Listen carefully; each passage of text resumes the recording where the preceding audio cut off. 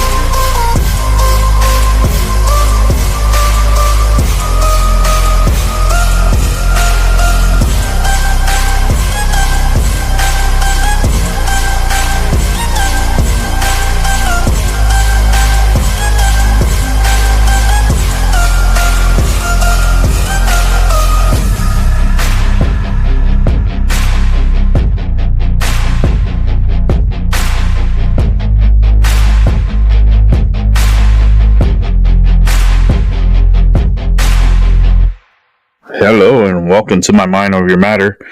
My name is Rick. Let's go ahead and turn on the cameras here. Hope you guys are having a good evening.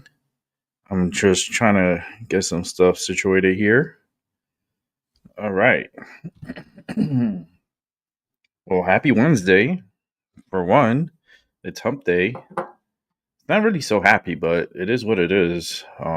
Crazy shit's happening, constantly happening. And we're in trouble. We're definitely in trouble. America, we have a problem. And what's the problem? The left has gone super, ludicrous speed. You don't know about ludicrous speed? Go watch Spaceballs. They have gone beyond crazy. And the fact that here in America we're having this problem, and that problem is called transparency. We're not being told the truth. Like, we're being lied to on a daily basis. And the fact that the media wants to paint a picture, the government wants to paint a picture. And when I look at that picture, it's just a big pile of shit. It's a pile of shit. And this is my question, right? How come today's shooting, we're able to see the engravings of the bullets right away, right? This guy shot up an ICE agency, an ICE place, showed into a vehicle, ended up killing two people, and then ended up killing himself. How come we got to see back here? How come we got to see the bullet casings and what was written on it? How come we didn't get to see that in Charlie's case?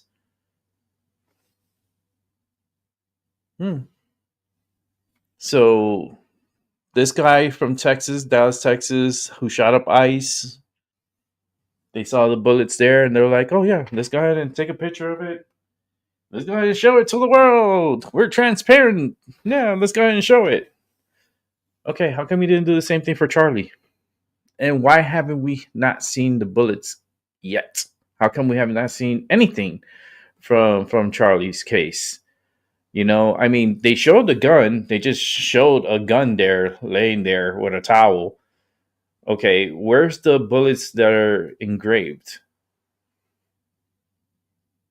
They said they had all these messages, Bella Ciao, Bella Ciao. Okay, whatever the fuck you want to say on your bullets, but let me see the bullets. How come we have not seen them? I think, 2 weeks later, and we still haven't seen the engravings on the bullets that were found in Charlie's assassination. We have not seen the bullets yet.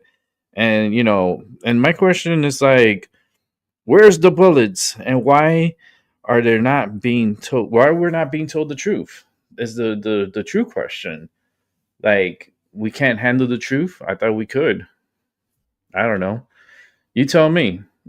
How you guys doing in the chat? LB, Chloe, what's up? Early birds. I got some videos for us to watch. And one paranormal for the end. This show is going to be a short show. Oh shit, Rick says short. That don't mean short. That means maybe an hour, 2 hours. When I say 1 hour, it's 2 hours. It's just because I have to see the doctor tomorrow. Sorry. I saw my doctor today. I saw one of my doctors today, and that doctor was like, nope, you got to see your primary doctor. And it's because I need to be scheduled to see a neck surgeon. They're not letting me go. They're not letting me in peace. They told me that I have to see a neck surgeon because I'm having a lot of problems as far as mobility and strength, and I'm always getting tired and I'm always super weak.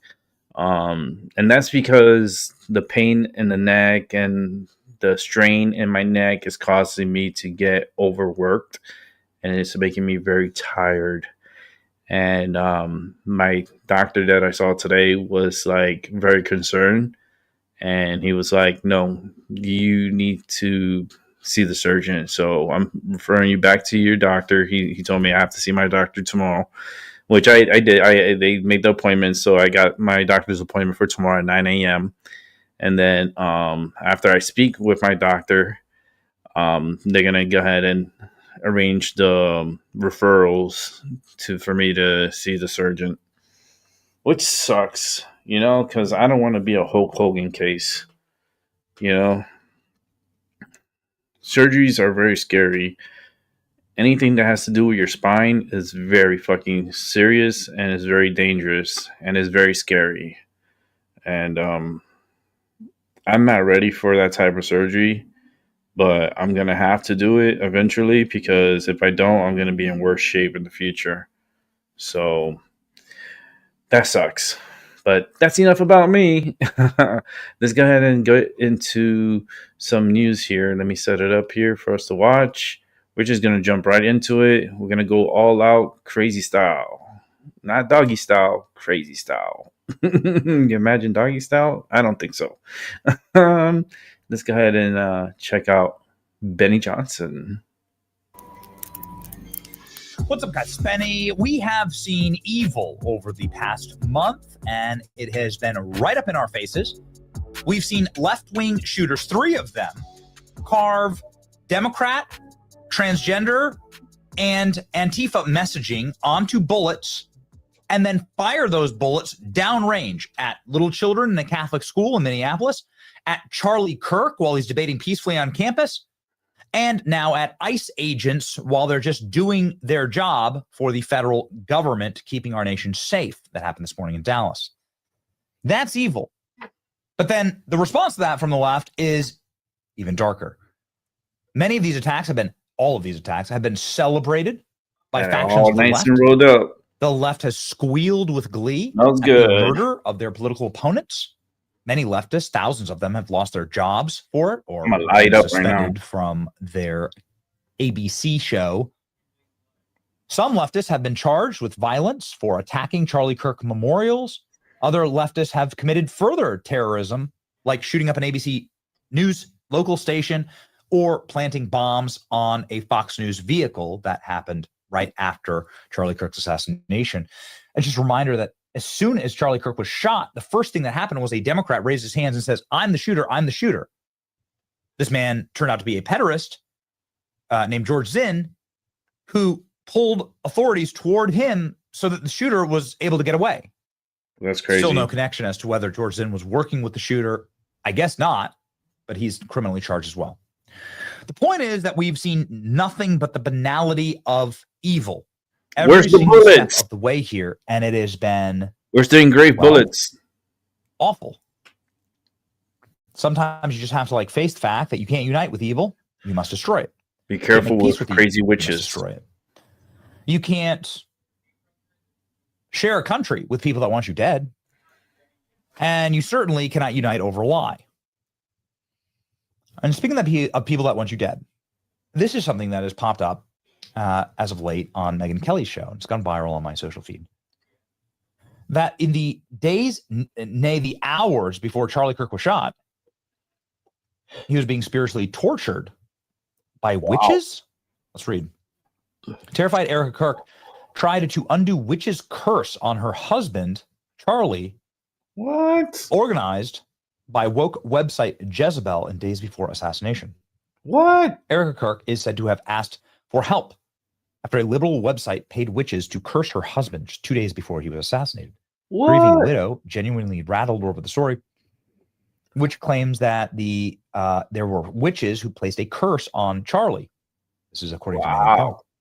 The Kirks were so concerned about the article that they summoned a Catholic priest to undo the curse the night before he was shot. Utah Valley University. The media personality said that Erica and Charlie Kirk heard of these curses and they genuinely rattled Erica. I can tell you Erica is a very spiritually in tune person. I know her personally. She's a lovely and beautiful soul, but she's deeply connected to her faith and deeply connected to God.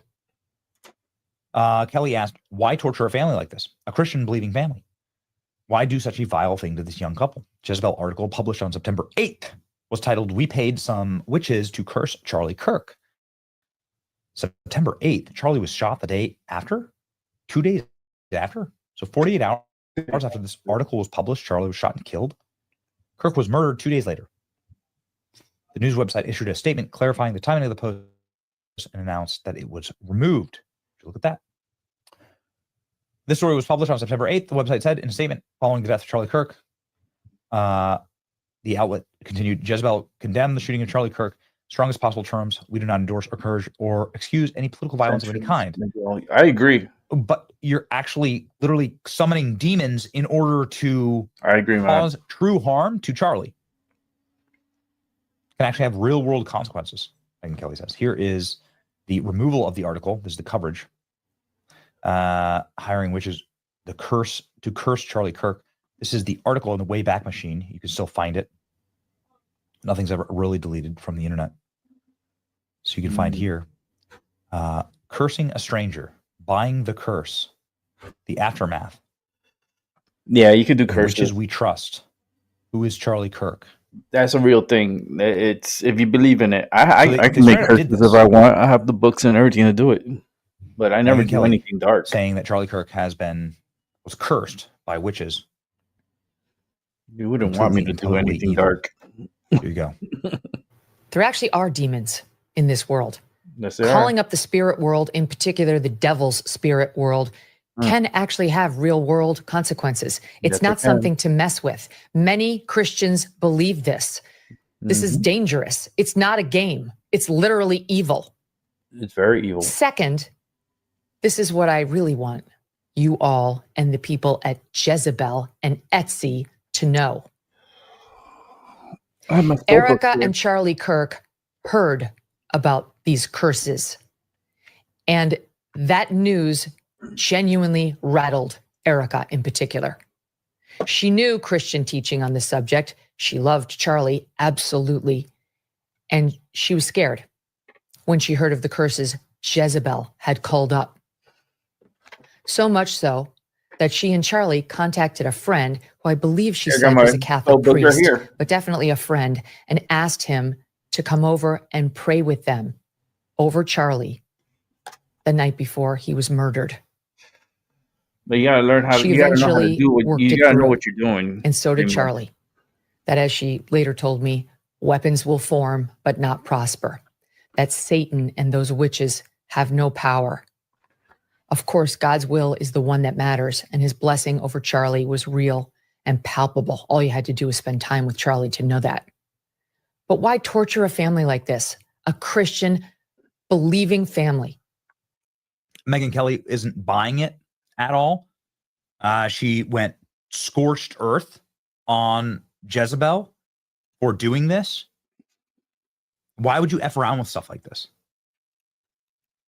For so long in all of this, we've just said, it's a spiritual war that we're fighting. It's darkness versus light. You're seeing now darkness lose, and they're going to lash out. There's Megyn Kelly explaining. Now, I've been wrestling because I find it so vile and off and odd. I wasn't even sure where to go with it. But I decided that I had to do it because the groups who did this deserve public censure.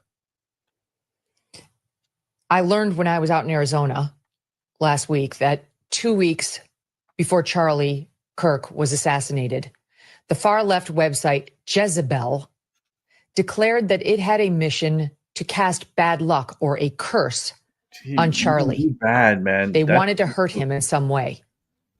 They declared, quote, if the far-right misogynist with a bad haircut wants to villainize independent women, Jezebel is more than happy to be the hag of his nightmares.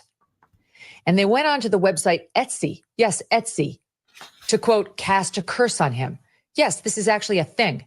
Etsy, the website known for making arts and crafts on demand, will happily cast a hex through its witches, who you can hire, on someone if you ask them to.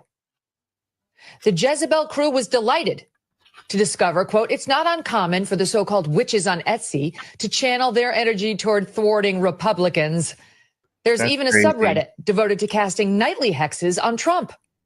No, that's Jezebel crazy. decided Charlie Kirk who they've repeatedly described as far right, the founder of the right-wing conspiracy theory factory, Turning Point USA, is, quote, more irritating than most, and asked its audience if they were, quote, interested in punishing Kirk for years of regressive rhetoric with a curse, Hey, Evan. with How a you hex doing, on brother? him. After all, they told readers, he's basically a fake news vending machine. The article notably does not list the name of any particular author, but simply uses its company name as the byline. So we don't know exactly which writer or staffer at Jezebel, which has long been a disgusting publication, came up with the idea. But since they're attributing it to all of them, so will we in terms of our blame. It was, in fact, the brainchild of one writer, however, because it is written in the first person, a female. The writer explains now, is it ethical to curse a man I've never met? Probably not. But is it unethical to let him keep talking? Yes. Now comes the obligatory I never ass-covering done any paragraph in the negative piece, just to stave curses or off anything any like negative that. publicity for Jezebel. Quote, I want to make it clear I'm not calling on dark forces to cause him harm. I just want him to wake up every morning with an inexplicable zit. I want his podcast microphone to malfunction every time he hits record. I want his blue blazers to suddenly all be one size too small. I want one of his socks to always be sliding down his foot. I want his thumb to grow too big to tweet, to ruin his day with the collective feminist power of the Etsy coven would be my life's greatest joy. So even in her ass covering, she was asking for Charlie to be rendered less attractive, to not be able to use his microphone and silence his voice, to have discomfort foisted upon him, to stop his ability to tweet or spread his message, and to, quote, ruin his day. Got it? That's the nice part of the Jezebel article. Megyn Kelly going in here at the very end, explaining that Jezebel is now playing the victim. I'll go They've find taken Megyn the Kelly article 'cause I down am for legal subscribed to her. reasons, and that they are saying they're doing it for their own safety. So they curse, Where's they pay Megyn? witches to curse Charlie Kirk. They cause excruciating Megyn? pain to his family. In whatever level this had an effect on Charlie Kirk's assassination, it certainly didn't help. In a good way, in a bad way, perhaps it did. I don't know. I believe in this stuff. I believe in the spiritual realm. Come And over Megyn to my Kelly mind over saying your they're matter. playing the victim. I'll blow your mind. Remarkable. After the shooting, Jezebel took down the article, quote, on the recommendation of our lawyers. They underscored that the piece was meant to be humorous, intended as satire, and that they made clear they wished Charlie, quote, no physical harm, which is not the full story now, is it? At the same time, they said of the article, quote, we stand by every word, which means they did want him cursed. They wanted everyone to hate him. They wanted it to be powerful, and they wanted Charlie, quote, punished for years of regressive rhetoric. They also made clear that taking down the article was, quote, driven by an abundance of caution for our staff. In other words, they were worried about violence against them by Charlie Kirk supporters. They also, they wrote, wished, quote, to avoid the piece being misused in a tense and volatile environment. There was not, they made clear, any change in their editorial and judgment. In fact, they emphasized, quote, we may republish at a later date. They then rambled on about the country's gun problem and the heated political divide in the country and free speech, noting they do not actually condone political violence. Now, again, you may be saying to yourself, why are we talking about Etsy curses? None of this is real. Well, two things. First of all, Christians are opposed to casting spells or trying to contact the spirit world, not only because they believe there's only one God, but because And they Catholics. acknowledge the existence of the devil and evil spirits. There is evil in the world. There is. You have to just accept that. It is. And True. the faster you accept it, the better life you're going to live. Yep. I Satan agree. is here to steal, kill, and destroy. Yep. God is the author of life and death. Obviously, I agree. God is in charge. I agree. But we live in a sunken world, and you cannot mess around with these kind of things. You have to Well, lie I don't down agree on with the that armor of God. because Ladies I and do my gentlemen. thing. And Benny needs to come over to my show. Jezebel? I'm not sure. I don't know. Imagine if I get Benny Johnson on my show and It's just do him evil, a reading. and evil's real. And Should your boy Benny. fucking flip. Like, share, and subscribe. Don't F around with this kind of like spiritual. Don't F around with like the demon stuff. Stuff's real. He's scared because it is real. It does happen, and but I don't never do anything like for bad. Like I've never had anyone come up to me and tell me, "Can you do a bad spell for someone? Someone that I truly despise and hate that I can't take anymore. I just want him fucking gone. Like, can you do a curse like that?" I'm like, no, I don't do negative. Like, because the thing is that it's kind of like a boomerang effect, right? If you do bad, bad comes back to you. If you do good, good comes back to you. And I believe in the good, and even though I do dabble in with the supernatural, I do tarot cards, I do my pendulums, I do my readings. I'm very good at what I do. And if you don't believe me, I have like 800 shows you could go back and watch and enjoy. I have hundreds of thousands of hours on here. Um, I'm really good at what I'm capable of. I mean, Albie could be a witness. Chloe could be a witness.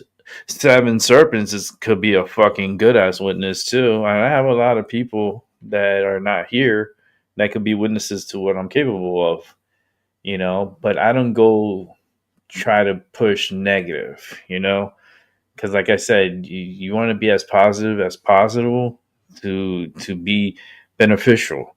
If you're gonna come out with all this hate and negative and and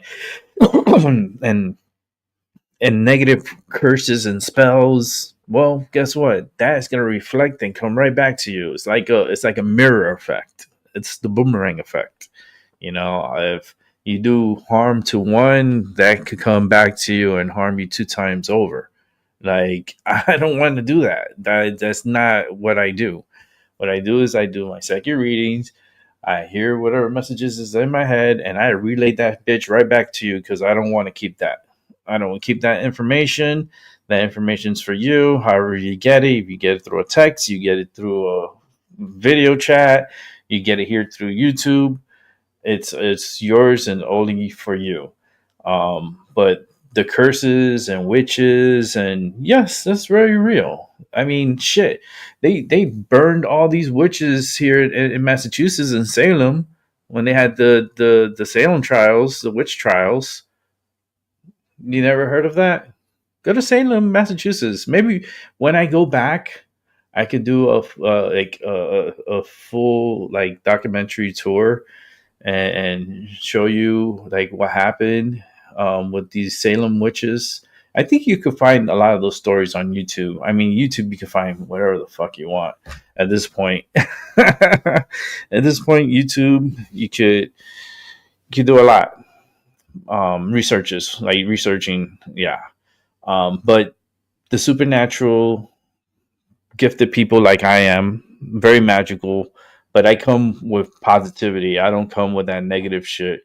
Unless negative messages come out, then I'm just relaying whatever comes out. It's what it is. Whatever the cards tell me, whatever the energy tells me, that's what I relate to people. Before, I used to have people come onto the show, and I always had them on the show, and I did their reading, and boom, and there you go. I have lots and lots and lots and lots of videos like that. You want to do one tonight? Who wants to step up? All right, who wants a reading? I feel very magical tonight. I got my cards. I got everything. Let's see who wants to step up. You're in the chat. You got 6 people here. Magical number 6, right? Very what a number. But if you want a reading, bring it. Bring it.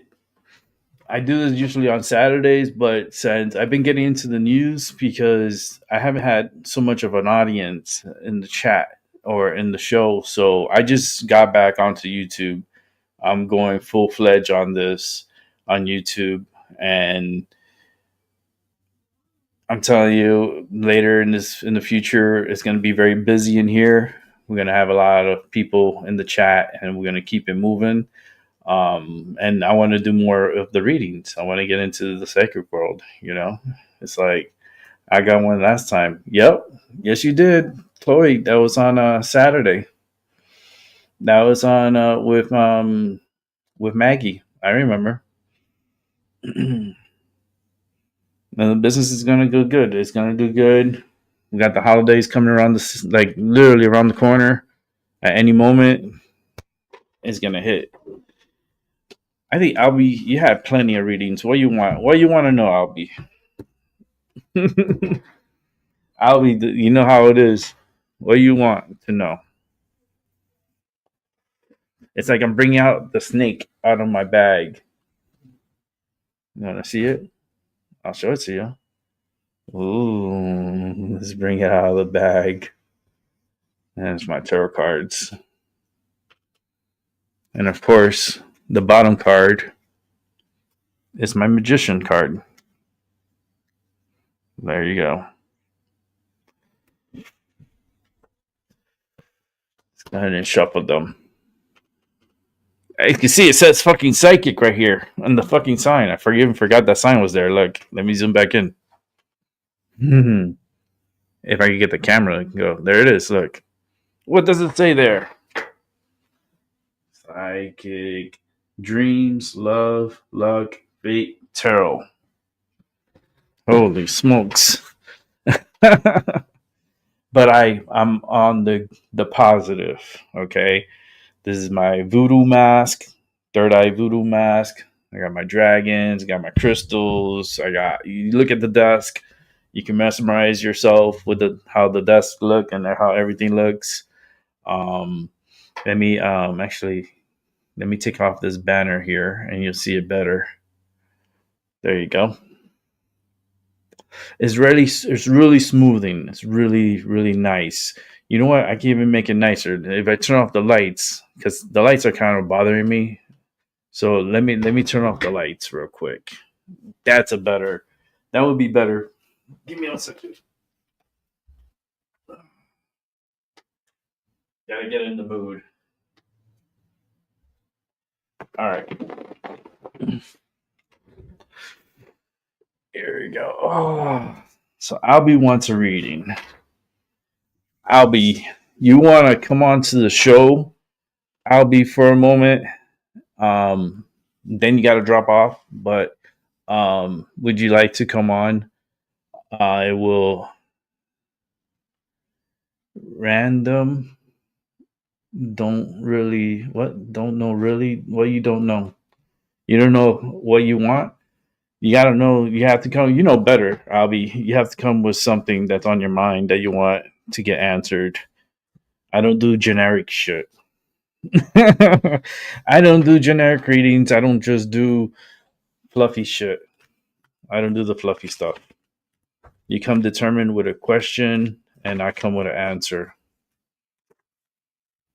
It's just with Albie, I always feel like anxiety in my head.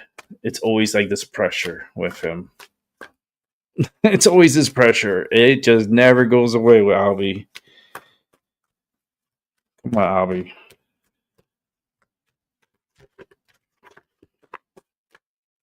Albie.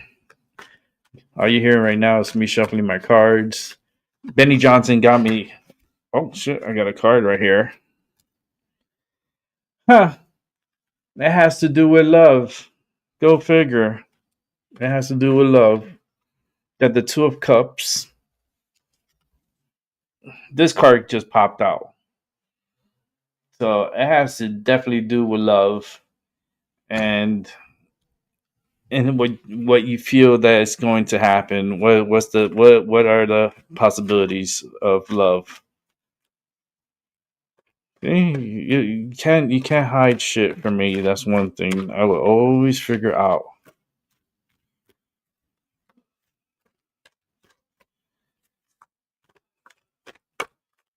All right. Since it's about love, we're gonna go with the love then.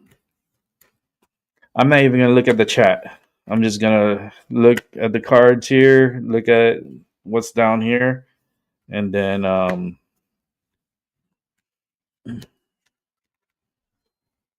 look at the chat.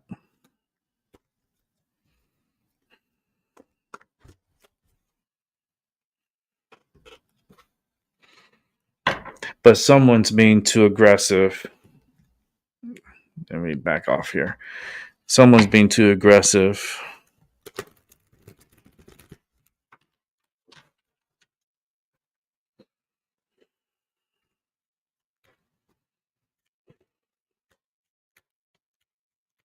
Like forceful a little bit.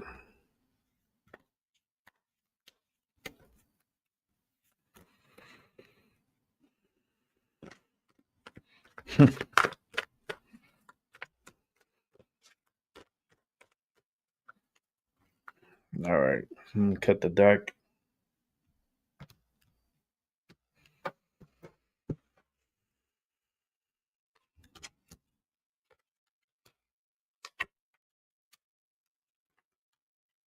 Mm. All right. The cards, what they're telling me, you need to focus on yourself. All your cards after I pulled out, they all came out reverse. And the last card, which is the Four of Pentacles, came upright. You need to focus on yourself first. I pulled out the Knight of Pentacles in reverse, the King of Cups in reverse, the Ace of Wands in reverse, and the Ace of Cups in reverse.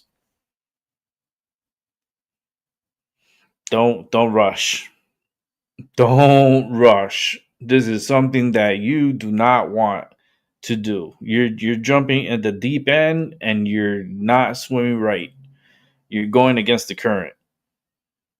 Like big time. You're not self-caring, you're not self-alert, you're not taking care of yourself, which I kind of know that. But the cards are really out. Like you're going backwards. Like you're pushing it. Too aggressive. Way too aggressive.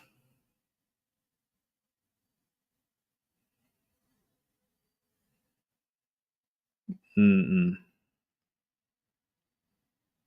I've never pulled out. I'm gonna take a picture of it.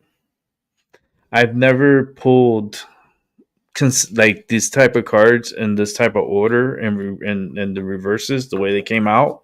I've never pulled out cards like this.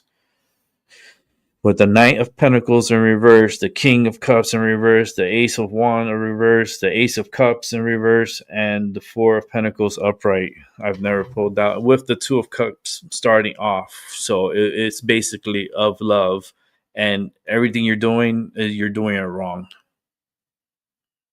Everything you're doing wrong. You're totally against the grain and very in denial.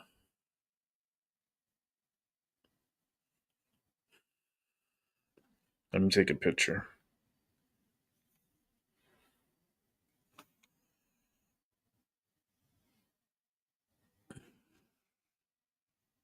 Don't worry. In the future, I'm gonna have another camera when I do this. I'm waiting for Black Friday. I ain't stupid. I ain't wasting money. Yeah, I'm gonna send it to you, Albie, so you can see it. Because Albie's on my Discord, so I can send it directly to him.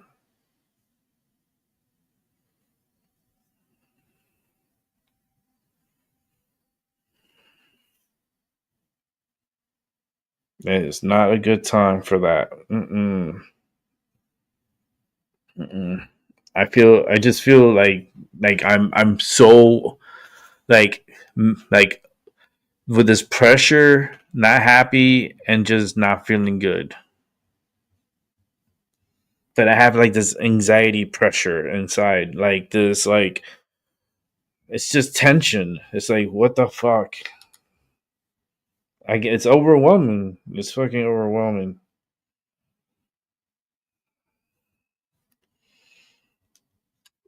And that's why I took a break from doing this stuff, because it gets overwhelming. It takes a lot of my energy.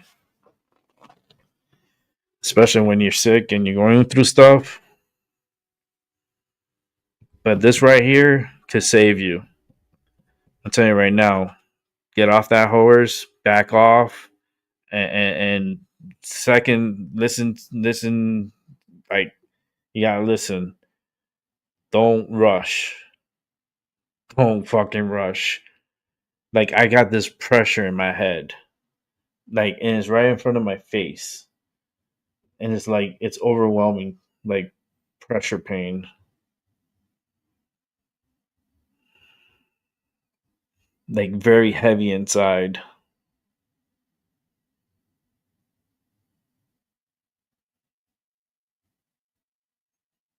Yeah. You gotta take care of yourself first before you jump into anything. Anything. You gotta take care of yourself first.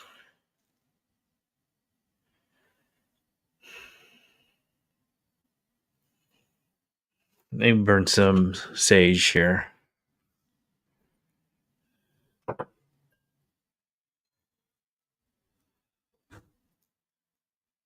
You want me?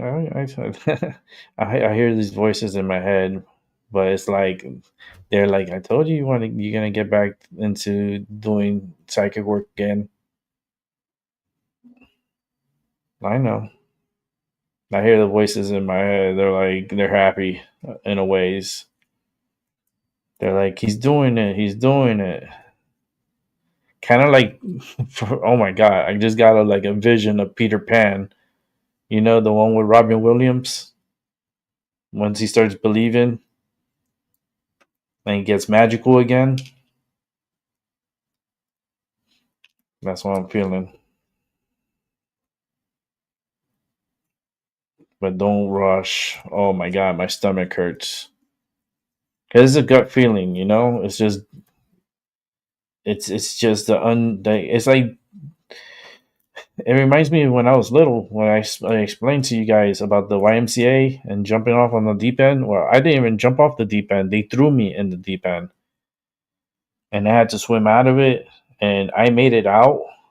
And they were happy with me. But with me now, I feel like drowning in the deep end. Like my belly is too heavy. Heavy. Not feeling good. Like I don't feel good about it.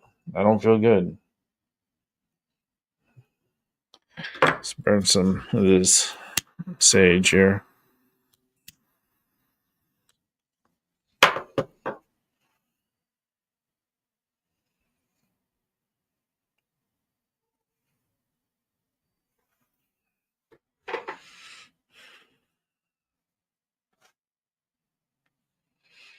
Something just said real loud, too soon. Too soon.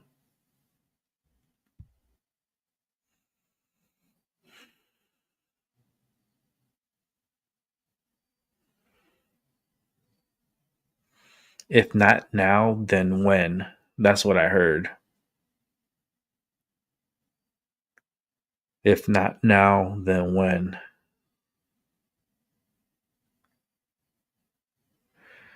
Not anytime soon. Not with what I pulled out. You need a self-care. All the things that from the past too, because you've been here for a very long time, Albie. You still need to go to the doctors. You still need to get your ID. You still need to do a lot of things. You're still stuck. Even the cards to this day is telling me you're still stuck. Like the very first day I met you, you're the same way as you are right now.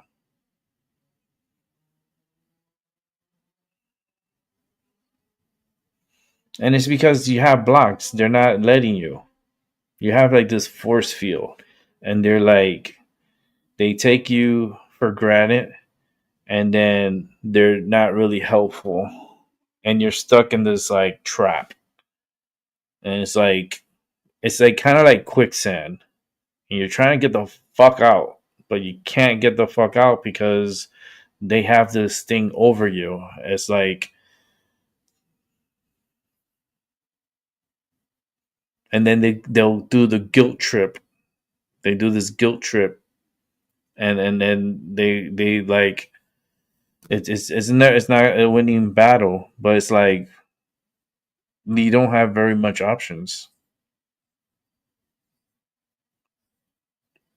And for some reason, this whoever this love is not right now.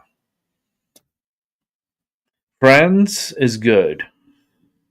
Friends is always good. But love, no. Mm-mm. Nope. Nope. Something said it takes time in my head. Takes time.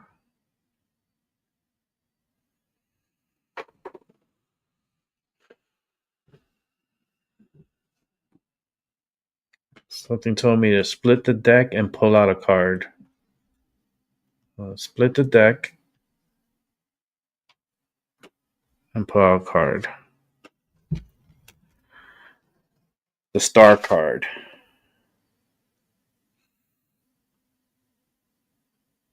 You gotta ground yourself, man. You gotta self-care. You gotta focus.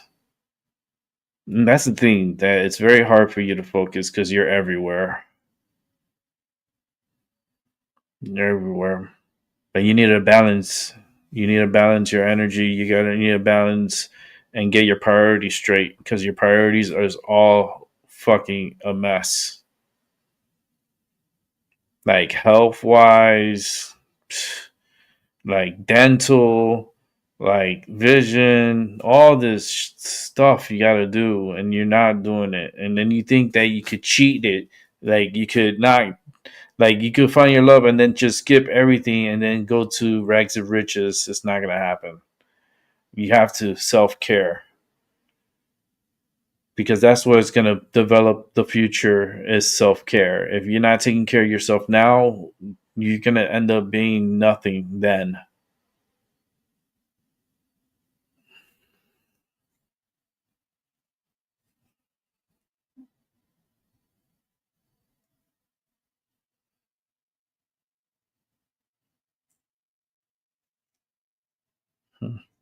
All right, let me look at the chat.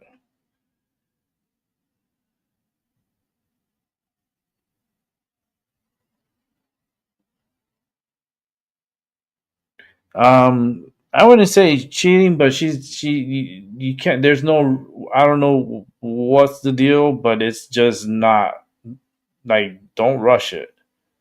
Like, go back and listen to what I said.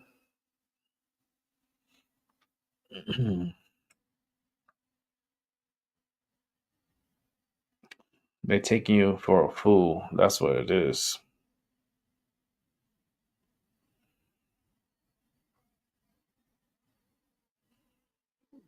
You're not ready for that. You're not ready for that, and you don't want someone to take advantage of you either. You're not ready for that. It's good to have like ambitions, but it's not the time. It's just really not.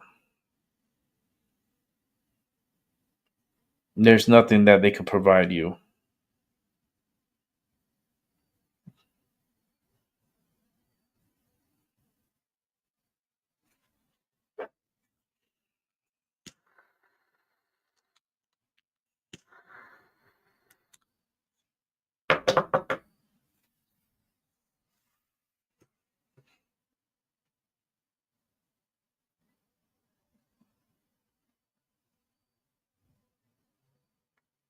This person has a kid.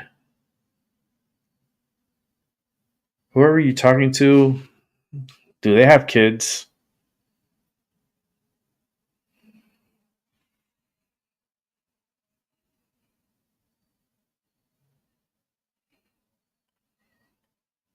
Probably more than one.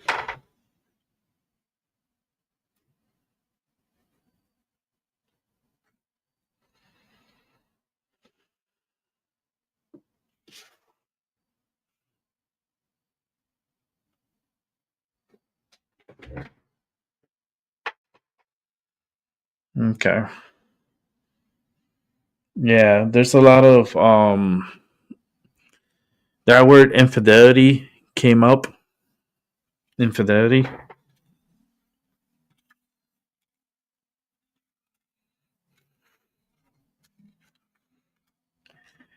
Yeah, don't jump on the deep end on that one. Hell no.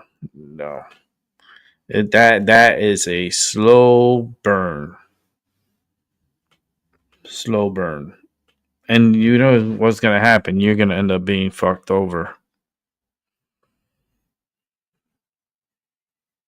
Right now you are safe where you're at. Let me pull out another card. 8 of Swords.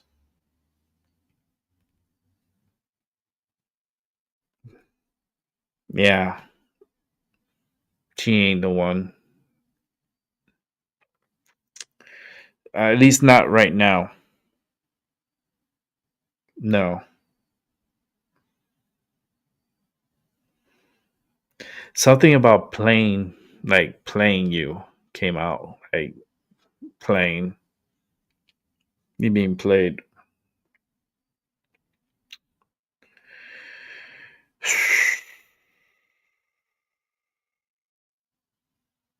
Taking you for a sucker. I felt weird in my feet. Like, I feel cold in my feet, like cold feet. So I'm getting a cold feet effect. You know? It's just really cold feet effect.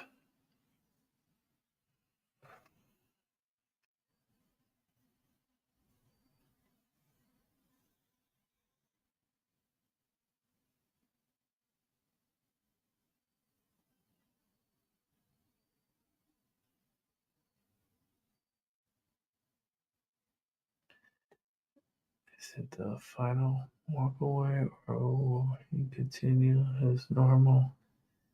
Come and go. For you, Chloe, you're gonna go against what Maggie told you? Oh Lord. Maggie. Maggie's sleeping. Okay, she lives in the UK. You know, she has her thing she's going through. But eventually she'll be back on here. We'll have her on doing readings.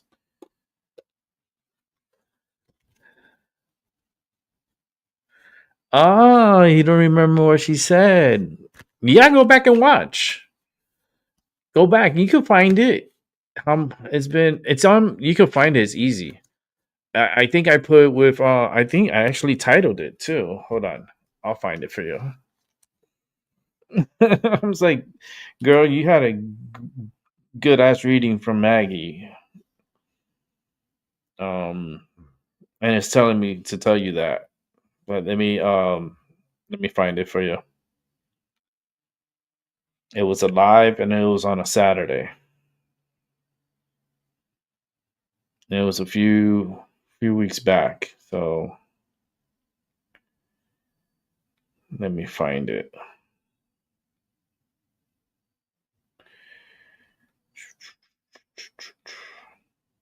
Here it is.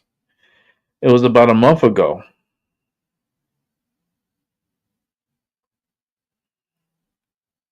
It was a month ago. Let me see. I'll tell you right now. Oh, Maggie looks so pretty.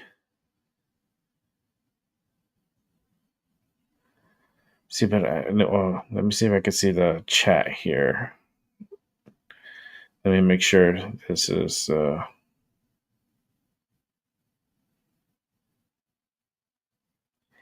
Yeah, it was a month ago, and it was 8/23/25. So August 23rd, 2025. And it's called Free Psychic Readings with Special Guest Maggie. See, I like it when I title it like that, so it makes it like easier for me to be like, okay, go back to this date and go fucking watch it. It has 61 views, so it's pretty good. Let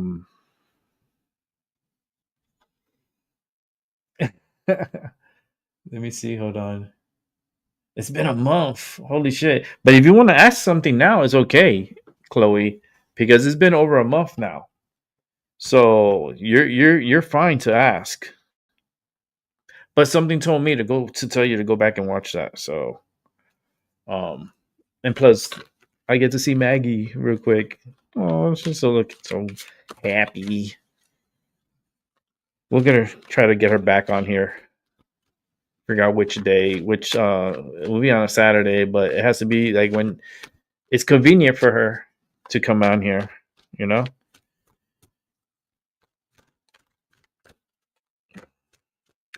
I wish I could have her all the time, you know? She's a very special spirit. Very, very special. Very gifted. Very knowledgeable. And a sweetheart. But I gotta talk to her too, because I want to see if I could change up our meeting spot. Something told me I wanted to tell her. Because I was like, you know what? I should get her to go to Iceland. It'll be a quick trip too. She could fly to Iceland and I can meet up with her in Iceland. And then we'll go to the Blue Lagoon together. That would be so fucking awesome. Me and Maggie together in the Blue Lagoon. It makes you do a little. Yeah, go exploring, go look at the volcanoes, go all around Iceland. Oh, that would be a great. I would love that. I don't think I want to fly to Netherlands. And the reason why I don't want to is because I don't know what's really truly going on with this war and what's going to be happening. And I don't want to put myself in a predicament, go out there, and then something really big happens because it's already coming into my mind.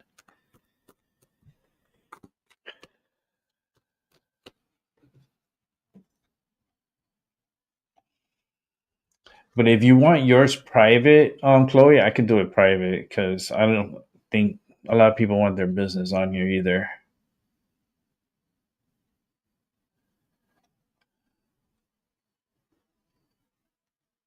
Yeah, time flies. It's like a month. So if you want, I could go ahead and go after that one. Let me see. Let me put it in so I can see better. I've done so many lives. It's crazy. I've done 800, well, over close to 800 lives. Probably like around 7 something, because there's a lot of videos that I uploaded too. But I think I'm in the upper 700s live shows. Crazy. But we are going to continue with the news. But Benny Johnson had me. He was talking about the witches and all those. You know, I don't dabble in a lot of stuff, but I have had since I was a little youngling. I've been put in this position in my life, and now this is where I'm at, and I'm trying to help others just by passing the message. Okay, so let me you see, I'm trying to open the show, and look, it doesn't let me. It don't let me want to go and look at the chat. That's creepy. Why you don't want to let me watch the chat? Here we go.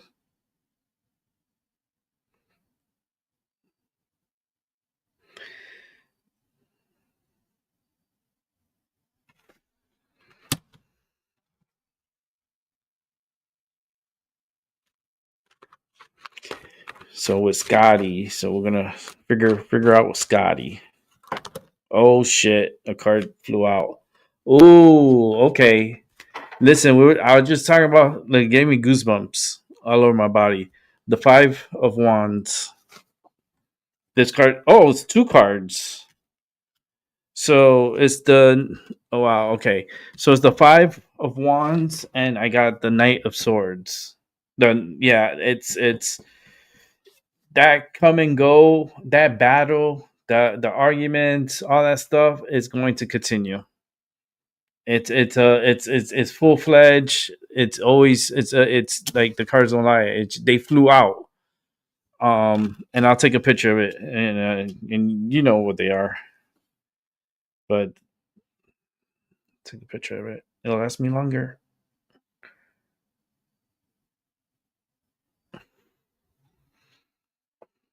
Then I'll send it to you, Chloe. But those are the two that flew out.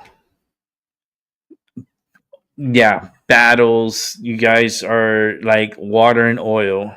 You guys charge at each other, and it's always like it's very emotional. But it is a battle, and it's an emotional battle. It's something that's like, you motherfucker. Like, I'm sorry, but that's the way it came out. He's not paying attention to you, your self beauty, and you're definitely not paying attention to you.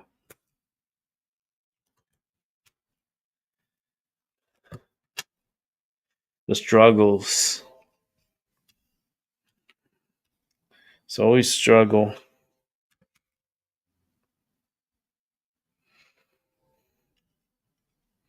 And you provide.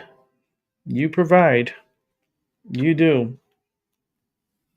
Emotionally, physically, but fucking mentally stressed, like, bitch. Like, that's like the energy is coming out. It's like fucking. It's just like, I want to pull my hair out. I don't have that much hair, but I want to pull it out. But I feel like you're doing well. You need to focus. I'm getting the pain in my stomach again, on the right side of my stomach. You're in another mess too.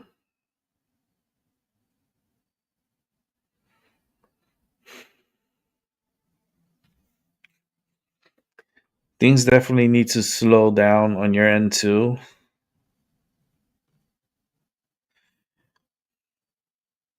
That coming and going. But when he comes back, and he comes back like, and you're like, I don't know. Oh my god. But constant battles, but love to make up. That's for damn sure. Love making up.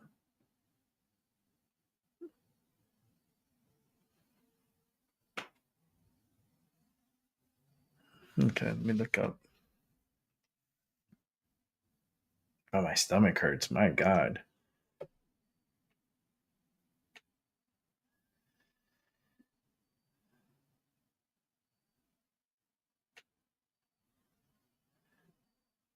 Had to run.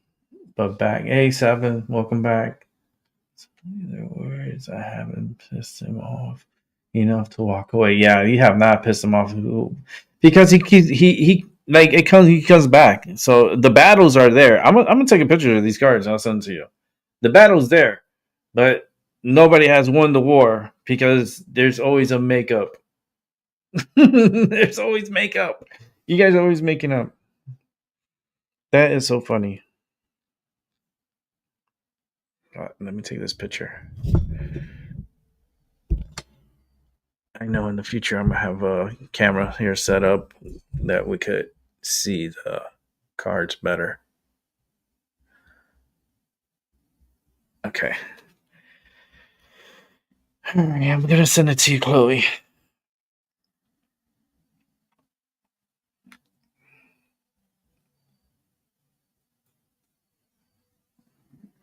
I love doing this because that way I could just send it to you on Discord because you're on my Discord. So as soon as I do the reading, I could send you the cards. It's a lot better that way.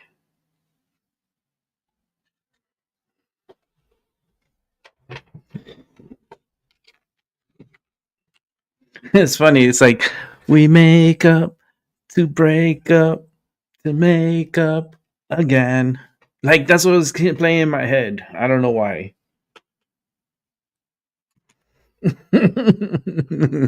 This is it's funny. Oh my god. Oh, Chloe, if you ain't laughing, I'm laughing for you because it's so funny. I'm just laughing. I don't know. She knows. I don't. But I'm laughing because it seems like it's funny as shit. Oh Lord. Let me see. Even the one who comes and goes. He is. Yeah. Don't worry, emotion. Yep. Yep.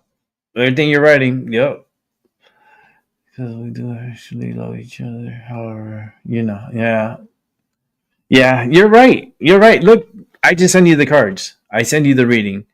And you can see like it's reading out what's going on with you. And that battles, that charging energy, the nine. Listen, okay, this is what I pulled out.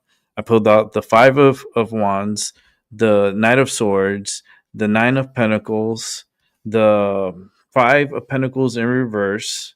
So you're not really struggling, girl. So the king of pentacles in reverse, the king of cups, the seven of wands, and the knight of cups. And I'm reading it as a story, as it's coming out to me. Yes, you're not struggling. You're not. It's not as hard as you seems. He could be a pain in the fucking ass. That's the only thing. That's it's just he could be fucking annoying. It's like sometimes you want to say shut the fuck up. But learn to choose your battles wisely. That's all. Because it's always makeup. You guys always make up. You guys are always like he's loyal.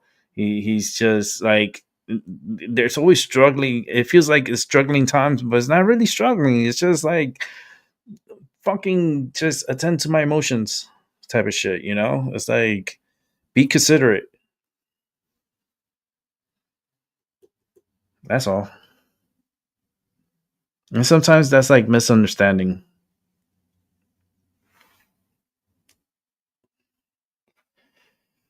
Every day.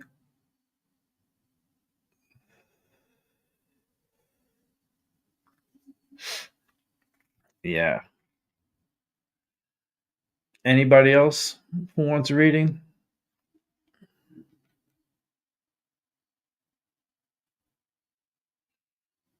Yep, I say that all the damn time. Ah, I'm a good psychic. I'm just telling you, I haven't done it like I just came back on YouTube and just didn't have an audience, so I just started watching the news and paying attention to what's going on in the world. But once I do readings and stuff, it all comes out as a story to me, and I just relay what I see and what I hear. But the struggle, it could be real. It could be real, but he always comes back with something. It's like I can't part ways with you because it's just something about him. You just can't. You're like you motherfucker. I can't. you know, it's funny. Oh,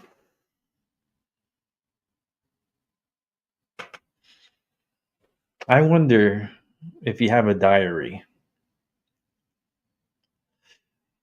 Because something was kept saying something about a diary,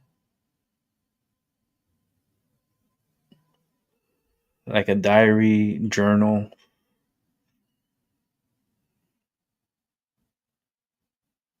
love notes. I don't know what that's about.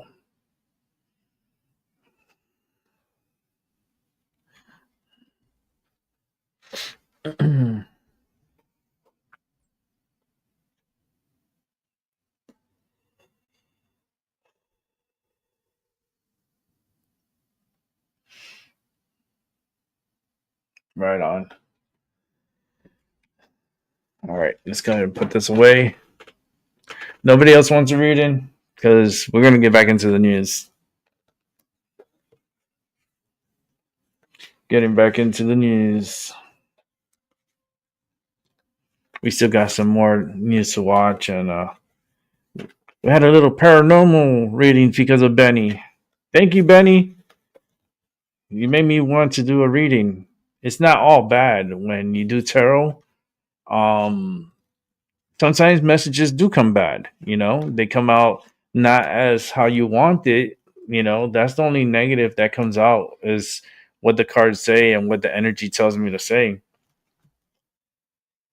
It's not like I'm putting curses and spells and wishing death upon people and causing people to like lose their eye and lose their leg and any of that stuff. Like, no, because anything you do to one, it can come back to you as a boomerang effect, and it could hit you harder, and it could put you in a worse position. So I don't practice dark. I just don't. But I do have my spell book. I have my Wicca book of spells. And I do positive spells, like for businesses and for money and for health and for all that stuff, wealth and love, relationships and all that good stuff.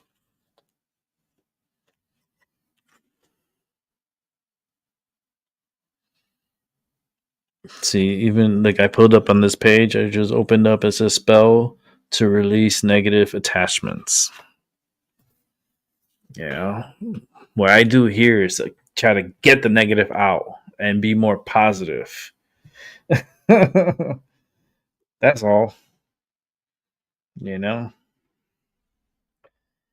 Yeah, miss that all the time. He wants to walk off, but he always misses me. Yeah. I sent you the last card was the Knight of Cups, like coming back, and the horse is like he's like wants to come back, like, and it's like not like bowing his head, kind of, and it's that argument from like the Five of Wands, like you see, like the and then it gets the knight, like I sent you the reading. Go back and listen. Like I told Albie, go back and listen. It's you get me at that moment. Yeah.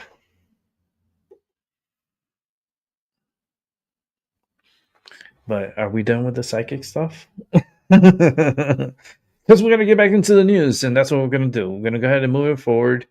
And that was fun. Thank you, Benny Johnson. Thank you, Albie and Chloe, who participated in getting their free reading here on My Mind Over Your Matter. Don't forget, tomorrow night, I have Tyson De La Cruz coming in to the studios. He's actually going to be live here at 7:30 p.m., 4:30 Pacific. Be here and ask away, because this is an individual who has a lot of information and he knows a lot of stuff, and we got to pick at his brain at any opportunity we get. Okay. So, I just want you guys to show up and then participate and help the channel grow. We got to grow this channel. This is our channel. This is not just my channel. This is our channel. You see, where I put my mind over your matter, that's something for you to chant to yourself.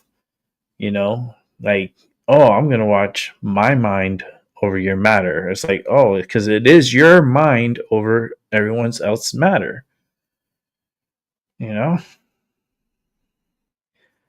Okay, so let's go ahead and go right into the news here. Oh, we got another Benny Johnson.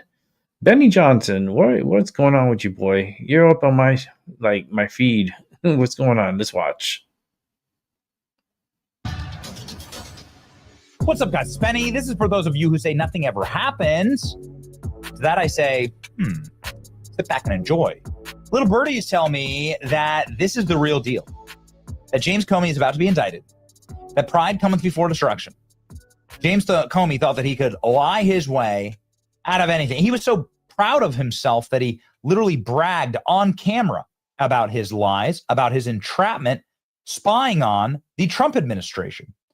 Who can forget this astonishing interaction live on stage? Listen to this.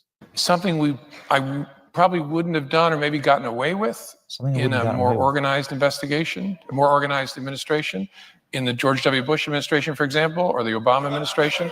In both of those administrations, there was process. And so if the FBI wanted to send agents into the White House itself to interview a senior official, you would work through the White House counsel, and there'd be discussions and approvals, and who would be there.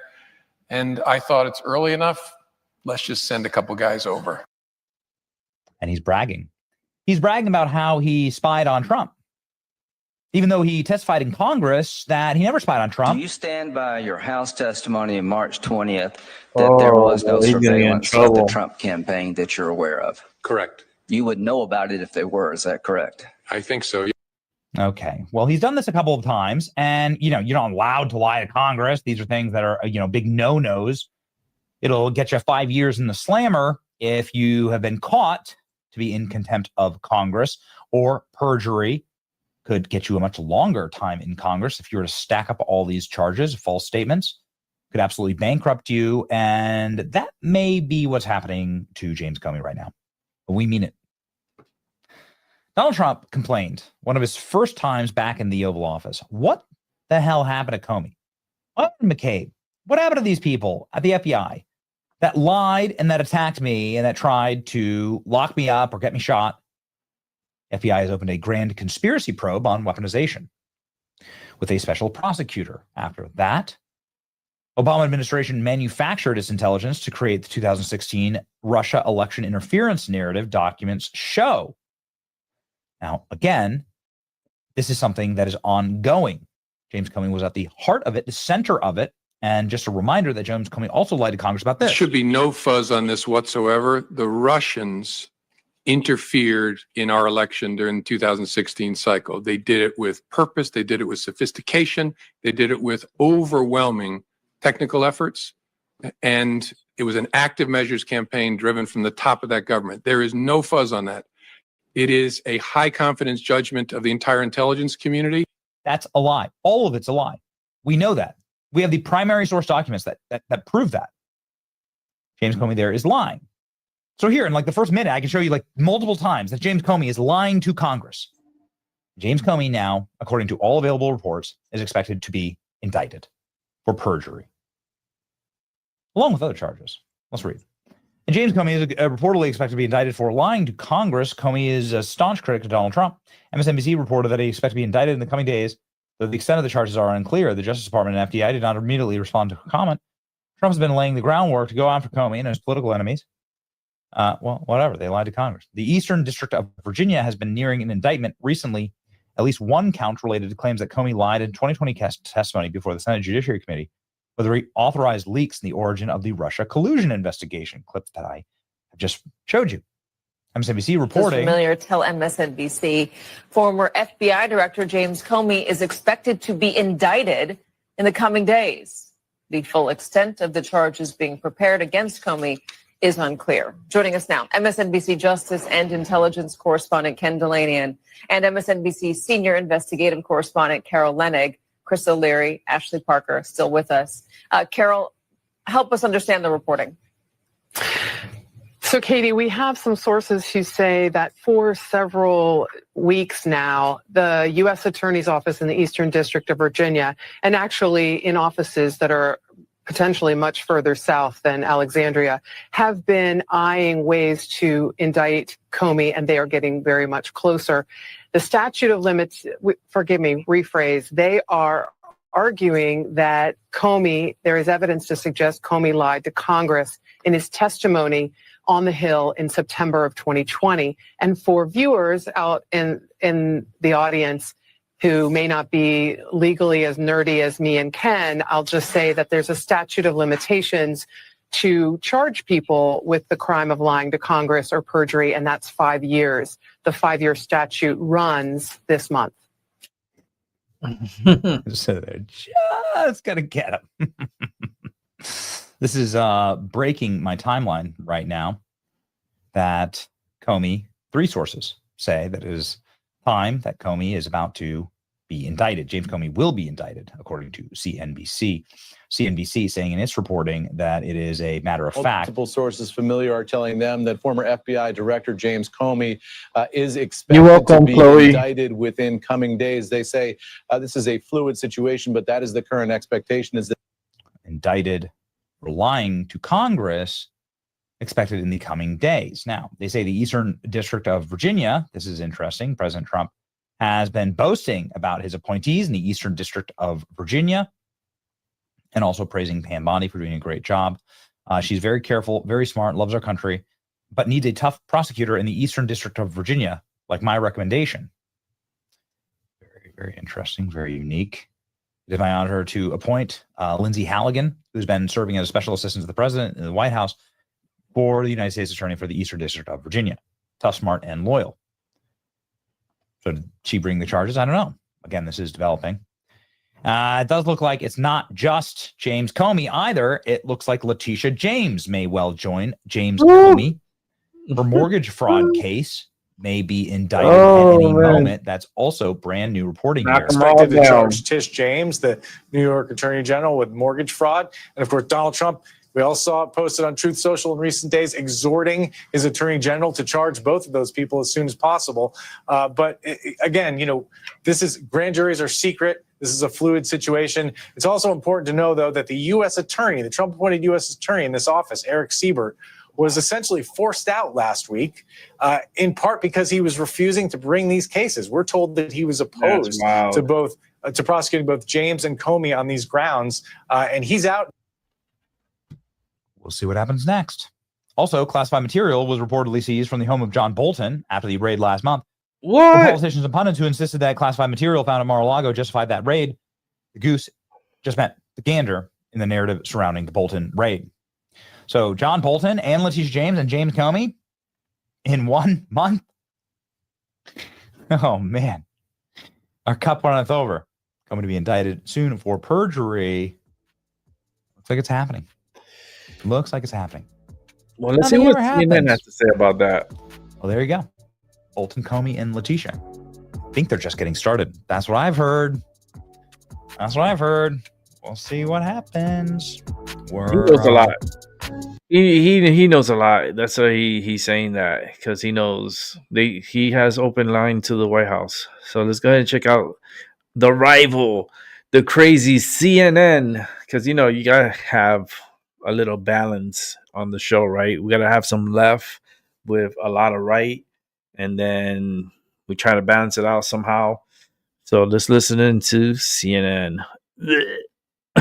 FBI Director James Comey may be indicted soon. Sources tell CNN that President Trump's Justice Department is close to deciding on whether to charge Comey with lying to Congress.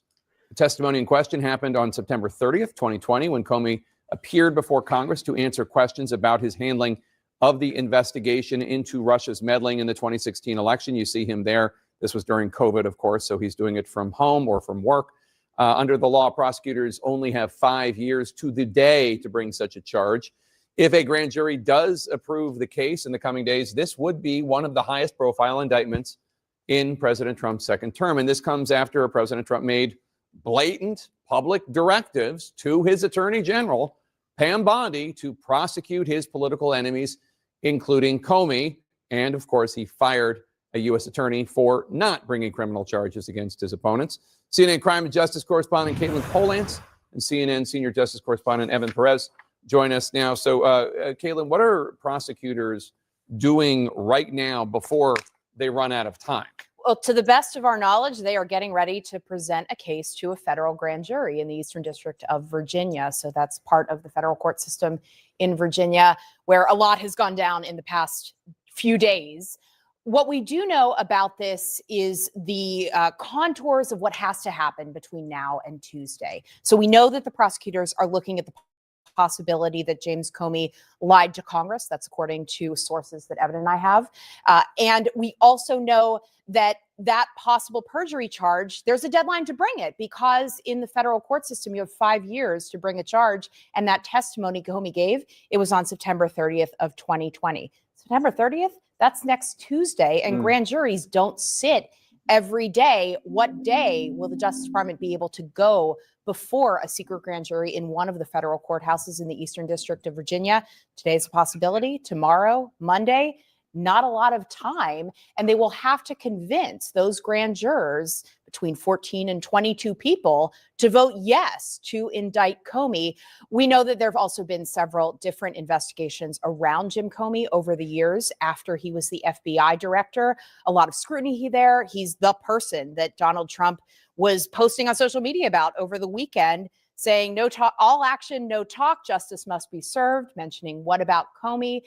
This situation, we don't know the exact details of what this indictment will say, but we are waiting to see exactly what emerges out of the federal. So we don't know specifically what he's accused of lying about. That's right. Oh, that's interesting. And Evan, the Eastern District of Virginia, the U.S. Attorney's Office there, we've been talking about that. Yeah, we were talking about this since just last Friday. week. Yeah. Remind everybody. Well, Eric Siebert was the U.S. Attorney there. He was he was the acting U.S. Attorney, and he was picked by Donald Trump to run that office. And we know that one of the things that he's been investigating, in not only Comey, but also the investigation into alleged mortgage fraud by Letitia James, who is the New York Attorney General who brought the civil fraud cases against Trump and his company.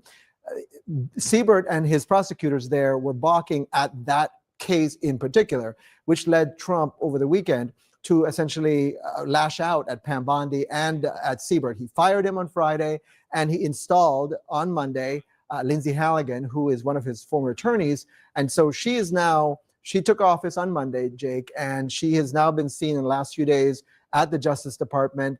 Surely this is among the cases that she's looking at to see when they could bring it. And as Caitlin points out, we don't know when they'll do it, but they certainly have to make a decision between now and Tuesday. And Siebert, conservative, had been bringing a bunch of immigration pro-Trump cases, person, worked his way up through the office of the U.S. Attorney's Office. And his one sin, according to Trump, is that he had the support of the 2 Virginia Democratic senators, which is how it works. We know, but we also know his real sin was he didn't bring charges, right? Exactly. And his replacement, a former insurance lawyer, right, and was present when Mar-a-Lago was searched, but very loyal. Very loyal. Right. And the assumption is that she will likely do the things that Trump wants. I mean, that's why he wants her there. Yeah. All right, Caitlin and Evan, thanks so much. Joining us now, CNN political analyst and New York Times' Pulitzer Prize winning White House correspondent, Maggie Haberman. Maggie, what are your sources telling you about this, about these potential charges against FBI Director Comey? Look, Jake, this is something that, I mean, President Trump has made no secret. What I've been hearing from people privately is what he's been saying publicly, is that he wants to see James Comey prosecuted. There has been an effort to try to make that happen. There was resistance, I believe, and that's in some of the reporting that we're seeing now about going through with this, because prosecutors just didn't believe that there was going to be enough to make a case on, or so we have been told. Now, to go ahead in spite of that is a risk, because it's not really clear that you're not guaranteed an indictment just because you go before a grand jury. And so we will see what this looks like if, in fact, they go ahead. Now, you know, as CNN's reporting shows, they are debating what to do. But again, Lindsay Halligan is President Trump's handpicked person. He wanted her there. He did not want Eric Siebert in that role anymore. He was not just Trump's pick. He was his person. It was his office who went ahead and backed him. And yes, Democratic senators were fine with him, but that got used against him by some of his Siebert's opponents and critics within the administration. So this is something, again, we know that President Trump has been looking for this for many, many, many years, and I expect him to try to push this ahead as far as possible, but we'll see. And just to be clear here, President Trump wanting a prosecution of James Comey, does it matter what the charge is, or he just wants his political enemies charged with something? Well, I think to prosecutors it matters. I mean, I don't think that the president is necessarily the closest observer of the criminal law, but I do think that for prosecutors, they realize there has to be a case that they can argue. We have seen other prosecutions in the Trump era, such as some that emerged from the Durham report, that did not end up in convictions, even though they ended up with indictments. So if there is a decision to move ahead with an indictment here with Comey, then it would go to trial, and then we would presumably, and then we would see what that looks like. There's also a world where there isn't necessarily an indictment returned. And so this is, again, and this is all, Jake, playing out so publicly in the press. This is also typically not what prosecutors want. Some might argue, of course, a lot of Hillary Clinton supporters would argue that James Comey, in his announcement just before the election, that he was reopening the investigation into her. A lot of people think that, including Hillary Clinton, think that James Comey is the reason Donald Trump won in 2016 because of that announcement. He did reintroduce those charges against Clinton just days before the election, the investigation. Well, he reintroduced the fact that there was an issue about on a laptop related to emails that she had been sending, and it is certainly true that her folks believe that he is the reason that she lost. I think that her critics argue that there are a number of reasons that the election went the way it did. But regardless, yes, I mean, this is something that everybody can grab onto something and say they were harmed. President Trump has pointed to James Comey over and over and over again, in part because his own decision to fire James Comey led to all kinds of other things after the fact. If Comey does get indicted, would a charge alone satisfy Trump's crusade to go after his political opponents, or does he still want, as he noted in his public social media post to Pam Bondi over the weekend, he wants charges against Letitia James, the New York Attorney General, against Senator Adam Schiff of California. It does seem as though his appetite when it comes to these things is insatiable. Yeah, look, President Trump has typically, over the long course of his life, his time in business, his time as a celebrity, his time in the White House, his time as a candidate, has taken things as far as he can go. And I doubt that it would be, well, I got this and now I'm going to move on. As you just said, you just listed a number of other targets, one of whom has been being investigated by the Eastern District of Virginia, Letitia James. And so this, she needs to go to jail because now President Trump is going to move on. He was quite clear. He's not saying any of this again. There's not really an inside voice on this, Jake. I mean, the president was really clear about it over the weekend in a social media post that possibly was intended as a private message to Pam Bondi initially, but but it was public, and he issued it again, and then he issued a support of her, but he also told reporters that she needs to act fast, and he tethered it specifically to the indictments that he had faced. So there you go. All right, Maggie Haberman, always great to have you. Thank you so much. Jake. It's Big Tish. You're gonna be in big trouble. That's what I'm saying. But I got some more news for us to watch. Let me resize these before we start watching them. We got plenty of news to catch up on. A lot of crazy. I love how YouTube don't respond when you put pause. It just keeps playing by itself. It is what it is. I hope you guys are having a good evening.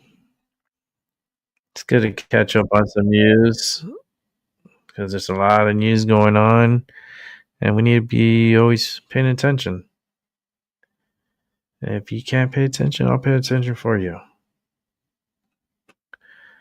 But there's a lot of little news here, there, everywhere, and we're gonna watch majority of it tonight.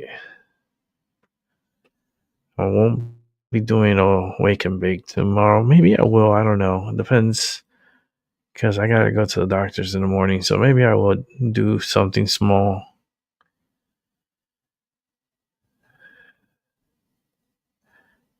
Just trying to get everything resized. We got a lot to catch up. Now I'm running behind because I did the psychic stuff. So I get in the zone when I do that. Okay, let me see which one of these two I can get rid of. Okay, I can get rid of this one. And this one. All right, so let's go ahead and jump on to, let's see. Let me find it.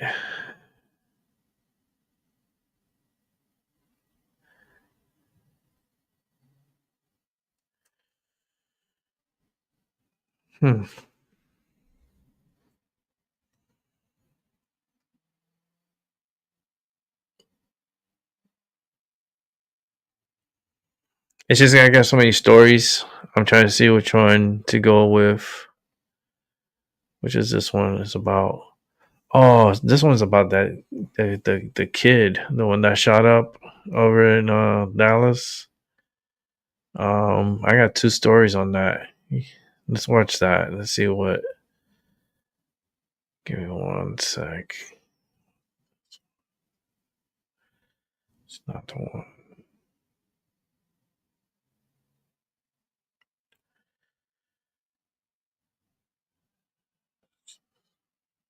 Okay, I think I got it now. Okay.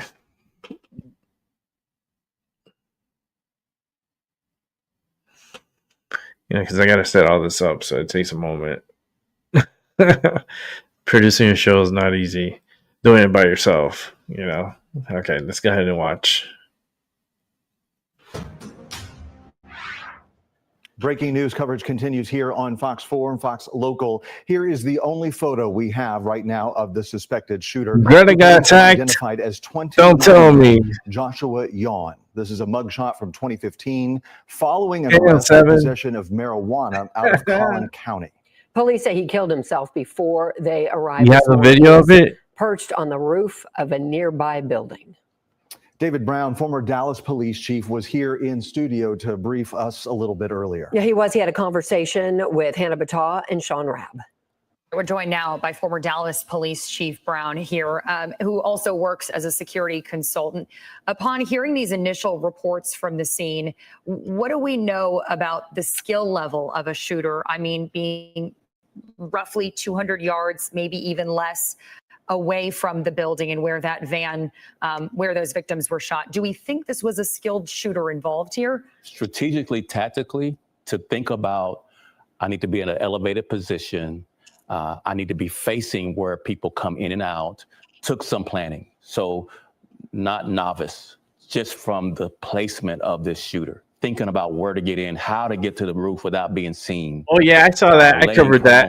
Which makes you more. It was a drone that came down and hit that boat. The distance is not that. I did a video on it. With a rifle. Prone, you're talking about on your stomach. On your stomach. Right. That shit was Makes you loud more too. stable instead of trying to stand or be or kneel.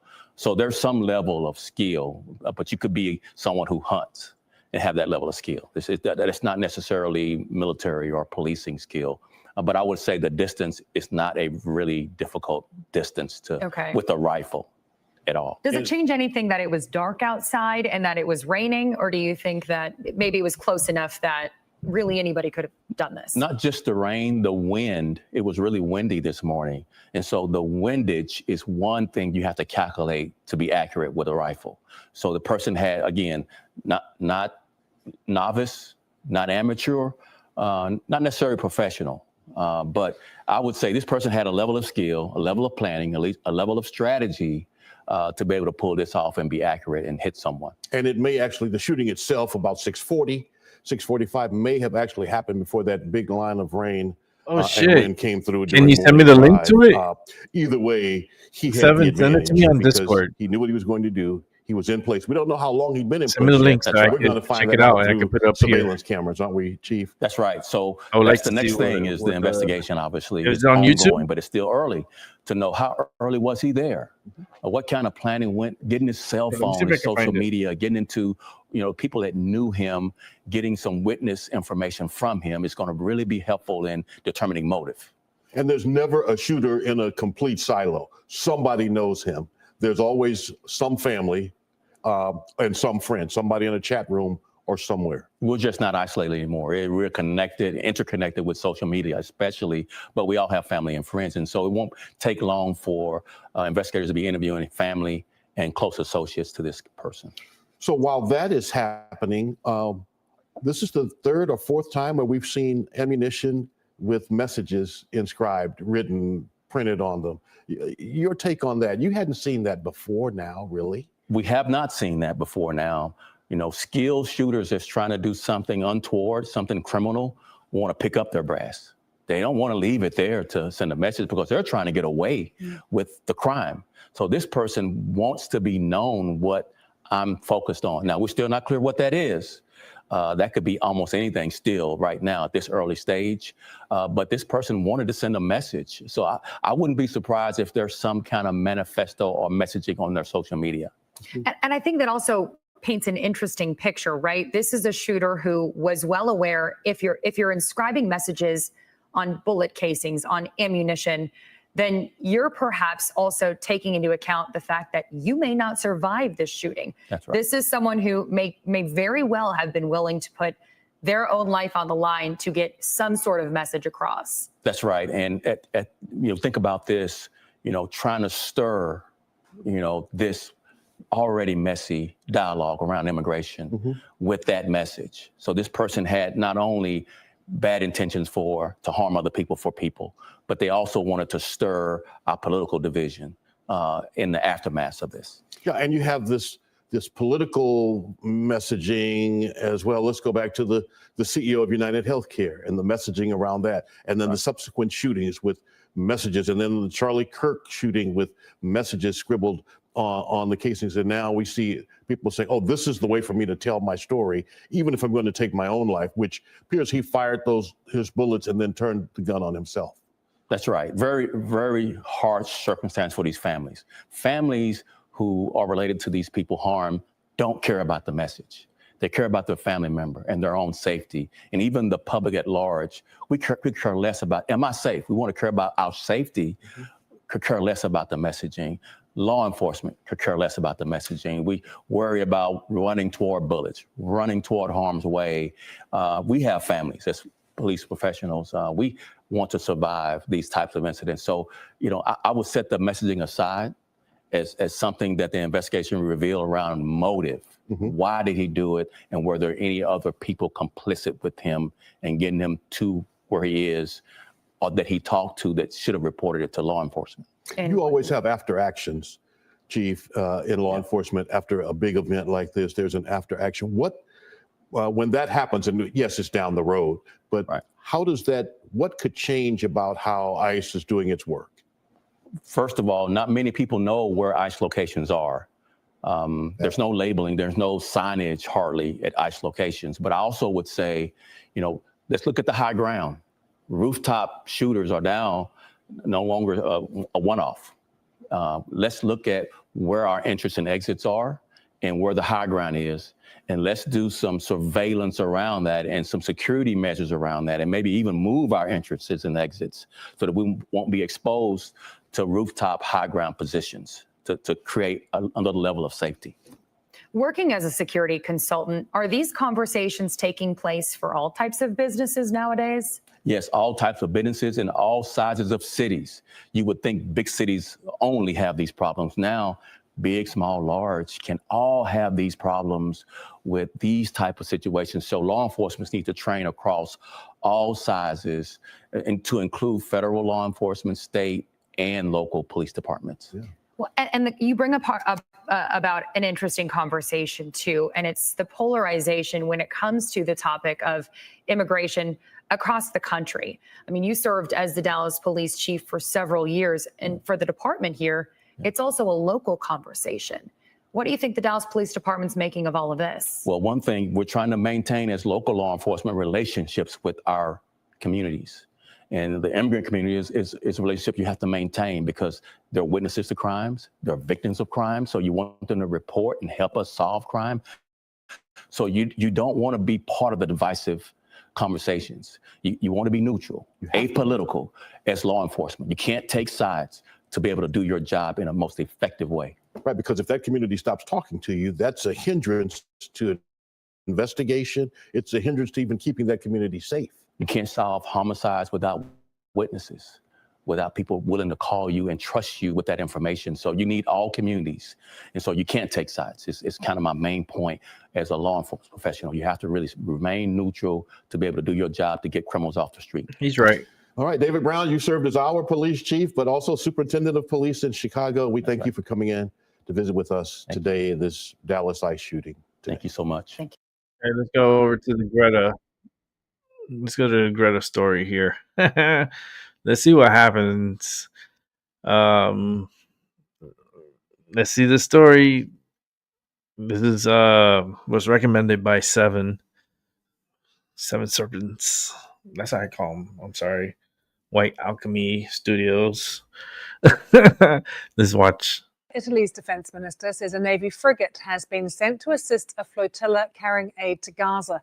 The flotilla is reported to have come under drone attack off the coast of Crete. The people on board posted this on social media.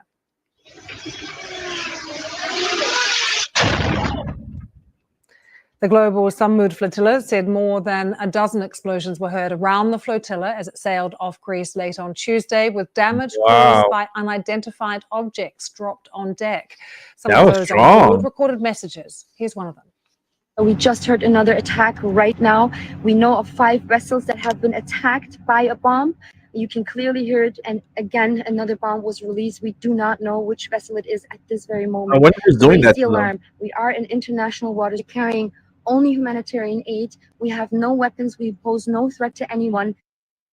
The Greek Coast Guard says the European Union Borders Agency patrol boat had approached one vessel and saw no evidence of damage. But let's speak now to Dr. James Smith, a British A&E doctor who, as part of the flotilla crew, had to return back to the UK, but is, I understand, still in contact with colleagues aboard the ship. James, good to see you.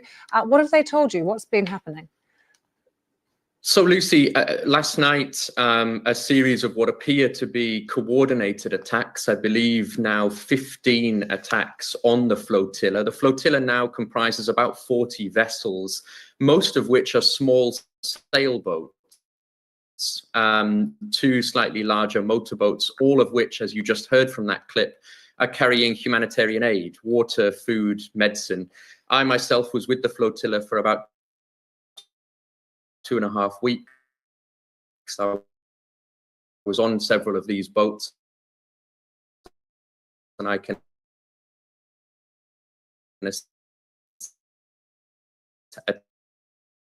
attest to exactly that. These boats are crewed by helicopters, were flying very close to the boats and dropped onto several vessels what looked like flashbangs, very loud noise, very bright light, often used to disorientate and to intimidate. And then, of course, the communications line was jammed. The VHF radio, which is used for emergency communications, started playing music by the Swedish band ABBA. We believe that this might well be due to the peculiar fixation of the Israeli state on the participation of Swedish national Greta Thunberg. Given that the amount of aid on board the flotilla is so small, when the scale of need is so large, James, what was your motivation for being on board, for being part of the flotilla? Look, I mean, I don't think that anyone on the flotilla feels that the amount of aid will make a significant dent on the material conditions. This is a population of more than 2.1 million Palestinians who are being subjected to genocide. The focus of the flotilla is not only to bring aid, but to draw attention to Israel's atrocities in Gaza, Israel's flagrant breaches of international law, and the failure of what's left of the international community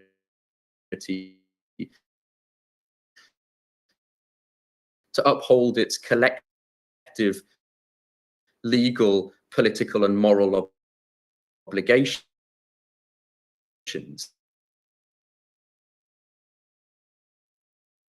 hold to human rights. And Israel is perpetrating genocide against the Palestinian people, and it is incumbent upon all states, per the terms of the Genocide Convention, to act to break Israel's illegal siege. And really, that's the primary focus of the flotilla, to continue to draw attention to what Israel is doing to the Palestinian people in Gaza. And James, in terms of your job as an A&E doctor, we have been hearing from 2 Australian doctors, surgeons who are working in Al-Shifa. They are barely functioning there. They describe just horrific conditions that they're having to operate in. And of course, so much of the rest of the infrastructure within Gaza has collapsed as well. I know that you've worked inside Gaza. I mean, what are you hearing from other colleagues who are in there at the moment? Much the same as what you've just described. I mean, the situation in Gaza deteriorates day on day. Israeli forces have invaded Gaza City, where there was still some functioning healthcare facilities, some bed capacity. The Israeli tanks are now very close to Al-Shifa hospital. People, of course, being forced to flee towards the south.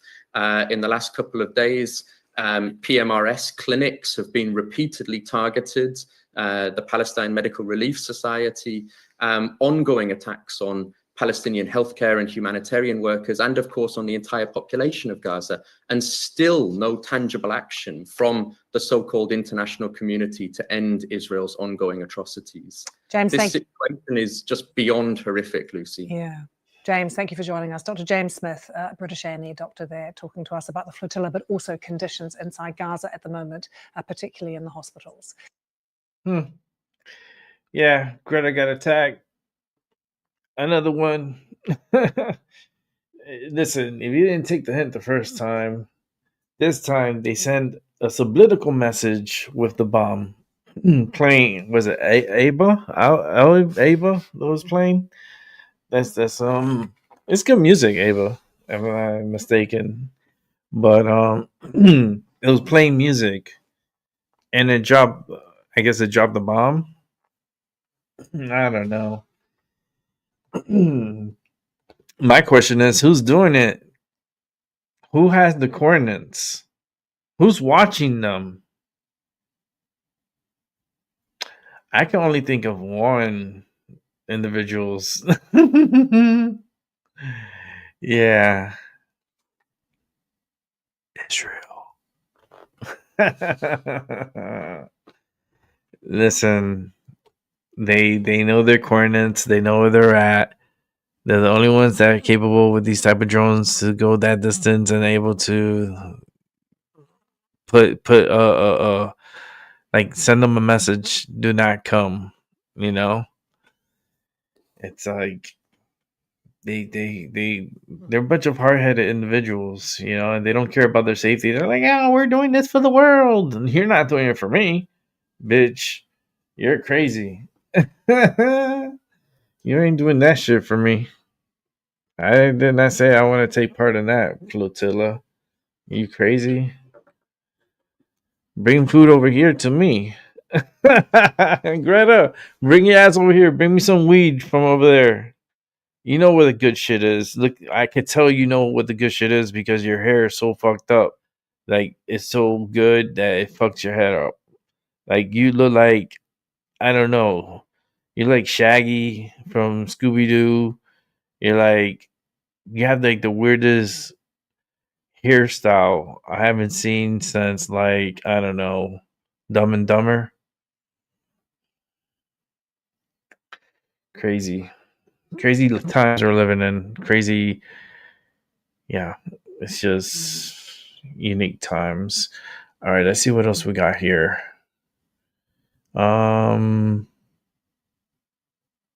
Let's check out Hannity. Why not? Let's go to Hannity. Lindsey Graham, Senator, you have 85 co-sponsors for a bill to sanction countries that are funding Putin's war machine. Look, it's a nuclear-armed country. We don't want a conflict with Putin. I don't like that Biden got us into a proxy war, and he was giving all of these weapons. Trump is selling the weapons, and he's basically saying, maybe Putin is a paper tiger. He should have won that war in 7 days. Didn't happen. Trump 2028. I hope this never ends. When he asks, what should you do if a Russian jet flies into your country? Shoot it down. He's tried to go out of his way to get Putin to the table. We don't want to humiliate Russia. We just want to end the war. And to our friends in Russia, here's what Trump did today. He told NATO, I'll sell you all the weapons you want. You can provide them to Ukraine. And as to Ukraine, you can use them any way you want. So to the Russian military, you're going to be up against the high-end American weapons that will be sold to NATO for the benefit of Ukraine. And this war is coming to your backyard here with no limitations like Biden. He's everything Biden wasn't. He stood up to the UN in the UN and called them out for who they are. 45 resolutions, Sean, in the United Nations condemning Israel in the last 15 years, more than the entire world combined. If you looked at the UN, the biggest problem on the planet is Israel. 45 condemning resolutions against Israel, more than the entire world combined. So he put Putin on notice today that I'm going to give Ukraine, sell Ukraine the weapons they need to continue this fight, and it's coming into your backyard. He told Europeans, if you don't stop buying Russian oil and gas, you got nobody to blame but yourself. Hungary, Slovakia, and Turkey are buying $1 billion of Russian oil and gas a month. So God bless President Trump. I think he gave the right message on a world stage. And, you know, he told the world what they needed to hear. Up your game. You know, call it the Trump doctrine, call it the Trump manifesto. I don't care what you want to call it, but when, you know, you think about it, but he's against globalism. He doesn't want forever wars. He's trying really hard. He's invested a lot of political capital to bring about peace, but he also understands the power of this country economically, the power of this country militarily, actually, I would call it the destiny of America to be a force for good on this planet, and really just went after every status quo, every standard establishment way of thinking from the UN on down, all the way through our allies and our foes. I thought it was masterful in that regard, and it is America basically leading the cause of freedom to me. It's everything that Biden didn't do, everything Obama didn't do. They go to the UN and apologize for our greatness as a country. Donald Trump told our friends in Europe, you're our allies, but stop buying Russian oil and gas. How can I end a war when you're fueling the enemy? We're going to start going after countries that prop up Putin's war machine. We're going to sell weapons to NATO for the benefit of Ukraine. That's the only way this war is going to end is a 1-2 punch, weapons and cutting off his customers, strangling his customers. But when it comes to America first, this was a good example of it. He told the UN, you're more the problem than the solution. These 7 wars that he ended, if it weren't for Donald Trump, they'd all be going on. Rwanda and Congo's been going on for 37 years. It really does matter who's in the White House. This guy's a cross between P.T. Barnum and Ronald Reagan. He's in everybody's head. God bless you, President Trump, for standing up in the UN and telling the world the way it is. We don't have to live this way. We don't have to live with the Europe that's buying Russian oil at the time we're all trying to stop the war with Russia and Ukraine.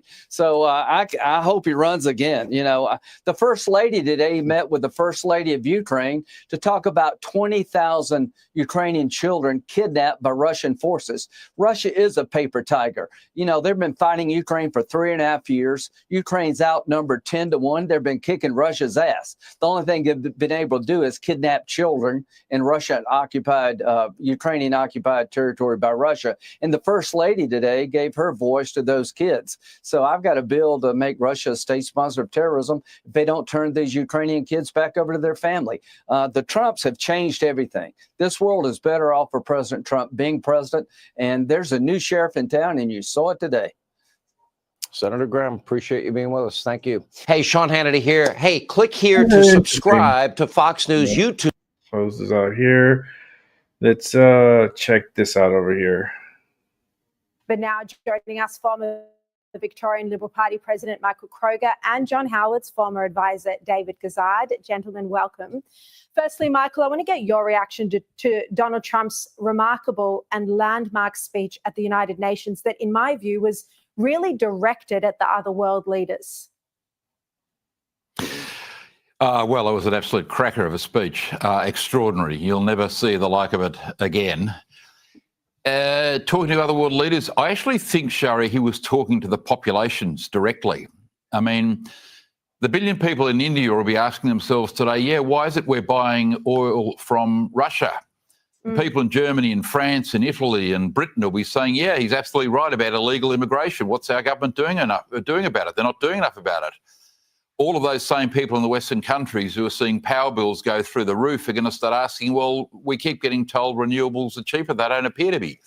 So he's talking directly to the populations. And I actually think it'll have an immense effect amongst people, because when the US president speaks, particularly someone like Trump, who is a person of action, I think it has a profound effect. And you can just, you could have just seen the knees of people like Macron and Starmer and others, you know, the knees shaking with every word. And they are such weak leaders. And, you know, Trump is often derided, but you look at his strength, an entire hour tearing into the globalist agenda, the failings of the United Nations, what he calls a climate change con. You may agree or disagree, but mass immigration in Europe. I mean, David, he didn't hold back here. No, he didn't. I mean, I have a slightly different view than Michael, although, you know, I respect his view. And I think Michael's views might play out over the longer term. I would say this about Australia, you know, setting aside India and some of these other places. Did Donald Trump's speech overnight change a vote in Australia? I doubt it. Is Anthony Albanese under any more pressure from the ABC and Fairfax newspapers about not securing a meeting for nearly a year with our closest ally and with the most powerful person in the world? Not for a second. If Donald Trump actually meets him on October 20 and there's an awkward exchange in the White House, will that reflect badly in terms of our press on Anthony Albanese? I doubt it. I doubt it very much. This is a reflection of the media environment in Australia, though, isn't it, David? This is what the media does here. They give the coalition a hard time, and they give Labor, especially Albanese, a very soft run. If any Australian Conservative Prime Minister had not been able to secure a meeting with the American president, there would be carnage in terms of newspaper land. The pressure would be immense. And it's missing when it comes to Donald Trump, because they don't like Donald Trump. The left don't like Donald Trump. The left don't like conservatives more generally. The left are quite happy to celebrate the death of conservatives in some situations. This is the situation, the polarized situation we find ourselves in now. So, you know, is Donald Trump speaking the truth in a lot of these instances? Yes, he is. Will that be reflected in public opinion in Australia over the next months and years? I doubt it. Perhaps if your lawn goes down and we're faced with blackouts, people will come to the conclusion that, yes, Donald Trump was right reluctantly, and probably, you know, finding every excuse they can to excuse their positions leading up to now. But we live in a time where the American president is very unpopular in Australia, and the press are not calling out the mistakes of the Labor Party. You know, it's not just the policy excuses that you've highlighted. The cabinet has gone out of their way. Our ambassador has gone out of his way. The Prime Minister has gone out of his way to insult Donald Trump. Yeah. Donald Trump, despite the selfie taken today, scared the shit out of, you know, to quote him, scared the shit out of Anthony Albanese a little while ago. You wonder why it's taken a long time to get a meeting? I mean, I seriously wonder whether the meeting on October 20 will occur. Will Donald Trump find a way to get an excuse to not meet with Anthony Albanese? That's possible. All of these play into it, but there seems to be no reaction from the Australian public, no reaction from the legacy media here in Australia about the parlous situation of a relationship. Yeah. That's interesting. All right, let's go to, let me see, what else can we watch? Let's check out this one here. Typhoon Ragasa, the equivalent of a Category 5 hurricane. Ragasa is the world's strongest storm this year. It is now heading to the Chinese mainland, approaching the Guangdong coast. It's been through Taiwan. 15 people were killed when a lake burst its banks there.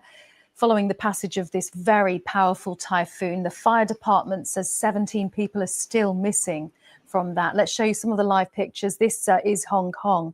They have really felt this storm. Authorities have slightly downgraded their typhoon warning from the highest level there is, 10. It's now down at 8, but that means it's still very serious. Hundreds of flights are grounded. Schools and businesses are shut. Now, Ragasa is moving and it's expected to still bring wind speeds of up to 120 kilometers per hour, as well as really dangerous storm surges of up to 5 meters. And that, together with high tides, we were talking to an expert earlier, that's a really dangerous combination. Let's just show you Macau, the streets empty. Actually, I'm just wondering, we're looking at Macau and the streets are really empty because this storm is being taken seriously. People not in the streets, a lot of rainfall there has been over previous hours, and really that region bracing itself for more. This is not over. Climate scientist and typhoon expert Professor Jung Eun Chu from the City University of Hong Kong gave me the latest. So currently, Typhoon Ragasa has been downgraded into, from super typhoon to severe storms. And now it is located about 200 kilometers west of Hong Kong. But here, when typhoon moved to the west, they started to bring a southerly wind that bring a lot of storm surges into the coastline. So, so far, like in Hong Kong, 50 temporary shelters are operating, and more than 400 fallen tree reports were made. And there are also other reports about landslide and 15 floodings, and more than 60 people are under the treatment in the emergencies. That's scary. And then Hong Kong Observatory announced that there will be more escalated rainfall in a couple of hours, especially in the northern part. And then also storm surge will be heightened in a few hours as well. Professor, there have been an unusually high number of typhoons so far this year, and it exceeds the seasonal norm. What do you believe is going on? So typically in Hong Kong, every year we have around 6 typhoons, but Typhoon Ragasa is already 9th typhoon. So this is actually related to the natural climate variability called El Niño and La Niña. So this year, starting from September, the Eastern Pacific sea surface temperature has been dropped down into La Niña status, and that makes relatively warm water over the Western Pacific.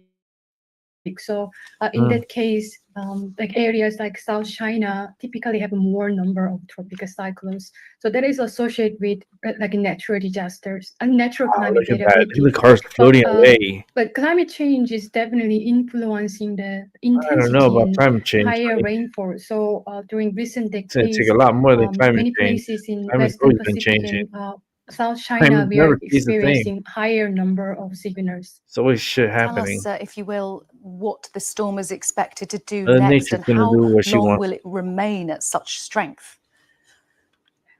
So it's already pretty much weakened, but still it's also quite strong. The maximum wind speed is around 105 kilometers per hour, and then minimum pressure is about 948 millibar. So it will make a landfall in South China in next couple of hours, and then it will be gradually weakened. But as I mentioned, it's bringing southerly wind, and typically the high tide in Hong Kong or southern China is around 9 p.m. and 9 a.m. So if storm surge is on top of the high tide, the impact by the storm surge will be even more dangerous. So we still need to keep our eyes on this type of movement.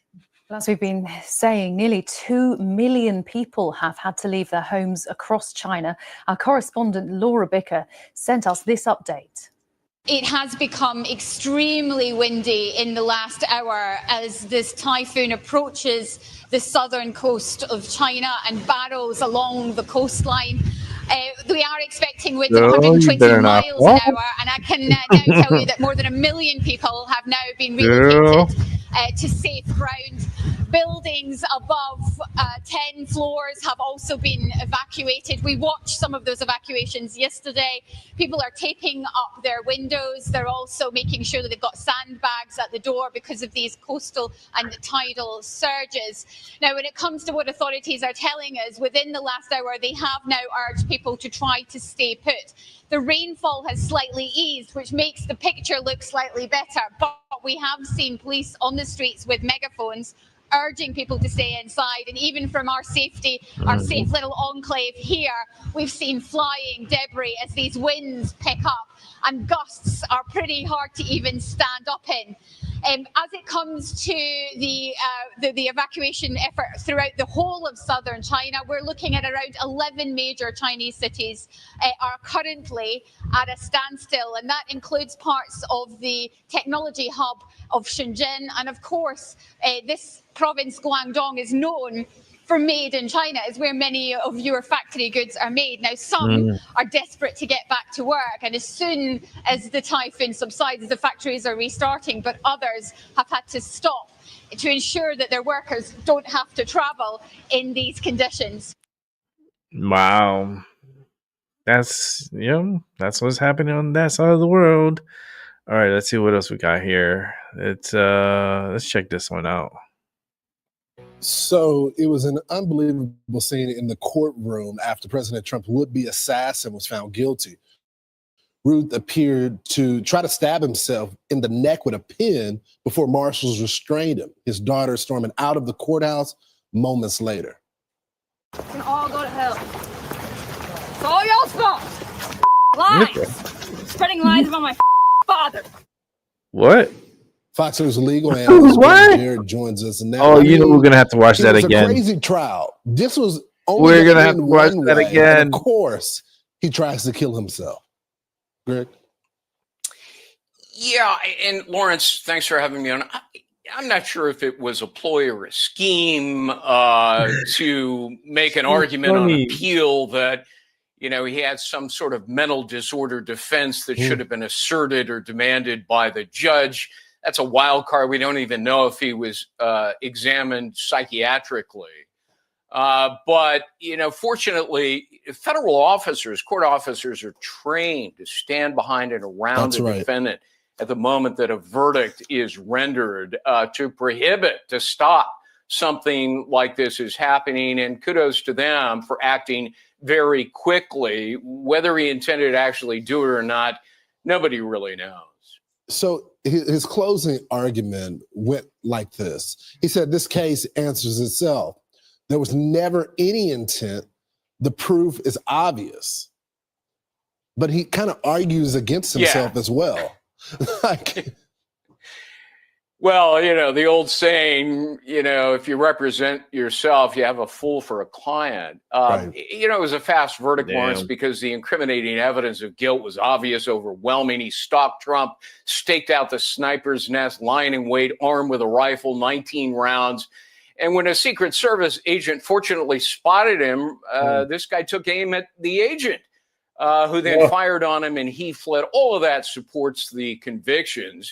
And his defense was lame and anemic, probably because he chose to represent himself, which is his right under the law. But his actions were irrefutable and indefensible. He didn't deny he was the aspiring assassin. In fact, in a letter, he admitted it, that this is an assassination attempt. So, trial over at that point. He tried to claim that prosecutors failed to prove his intent to kill, saying it wasn't in my heart to pull the trigger. Well, that's an absurd argument. The safety was off, the round was chambered. And besides, under the law, it's not in my heart to pull the trigger.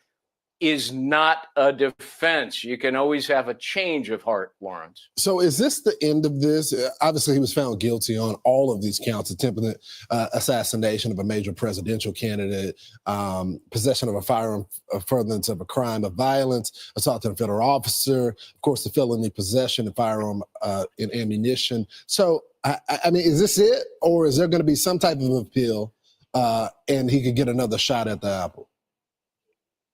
Oh, 100% appeal. It's inevitable in a case like this. And if he actually has real lawyers making the appellate arguments, I suspect they'll claim an incompetent defense. But as I say, he willingly and knowingly waived his right to counsel. So that's not going to work. They'll probably claim some mental disorder defense, as I mentioned. It's a wild card because we don't know if he was ever evaluated. I mean, a lot of people kind of think he's Looney Tunes, and yesterday's events sort of underscored it.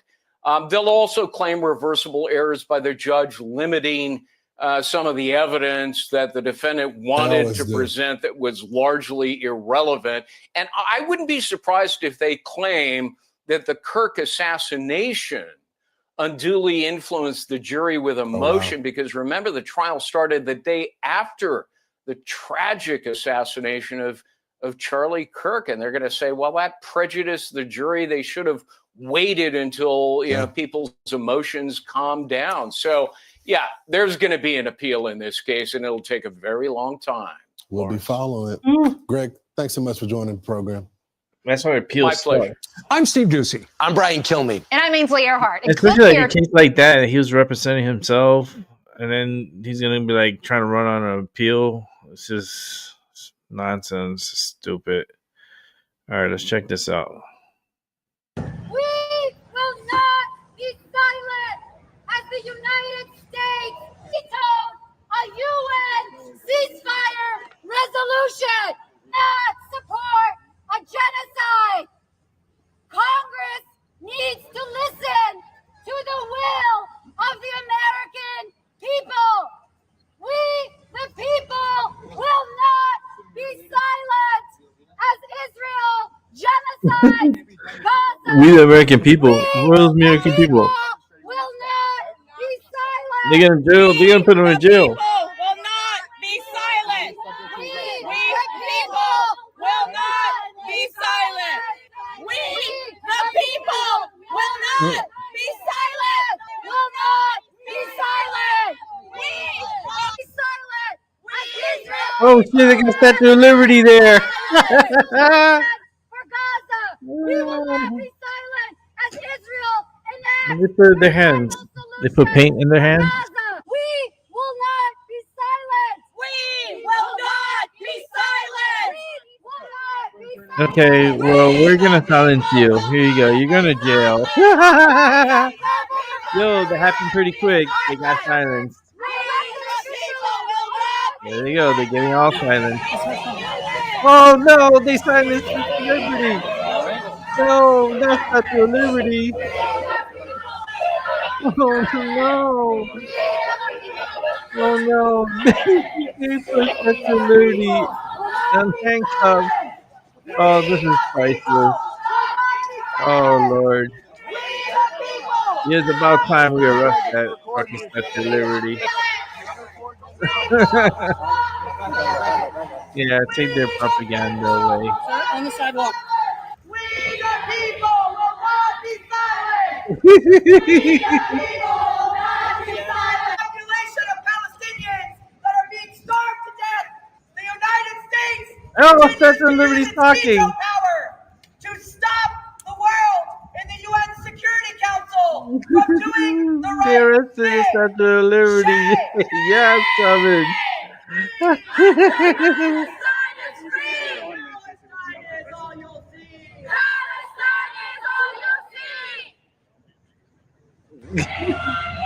You can't move these people any faster out of that area.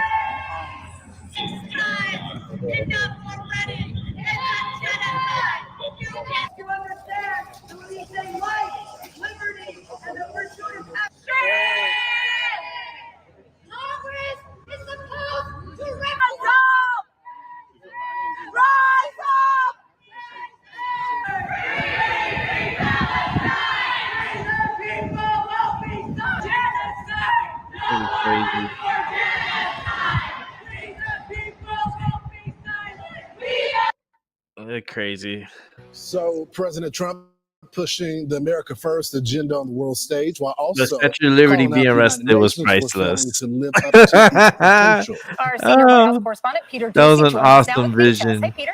Good morning. And a good That chunk was of so President funny. Trump's speech was explaining why he is going it alone, trying to end wars around the world by himself and cutting UN delegates out. The UN has such tremendous potential. I've always said it.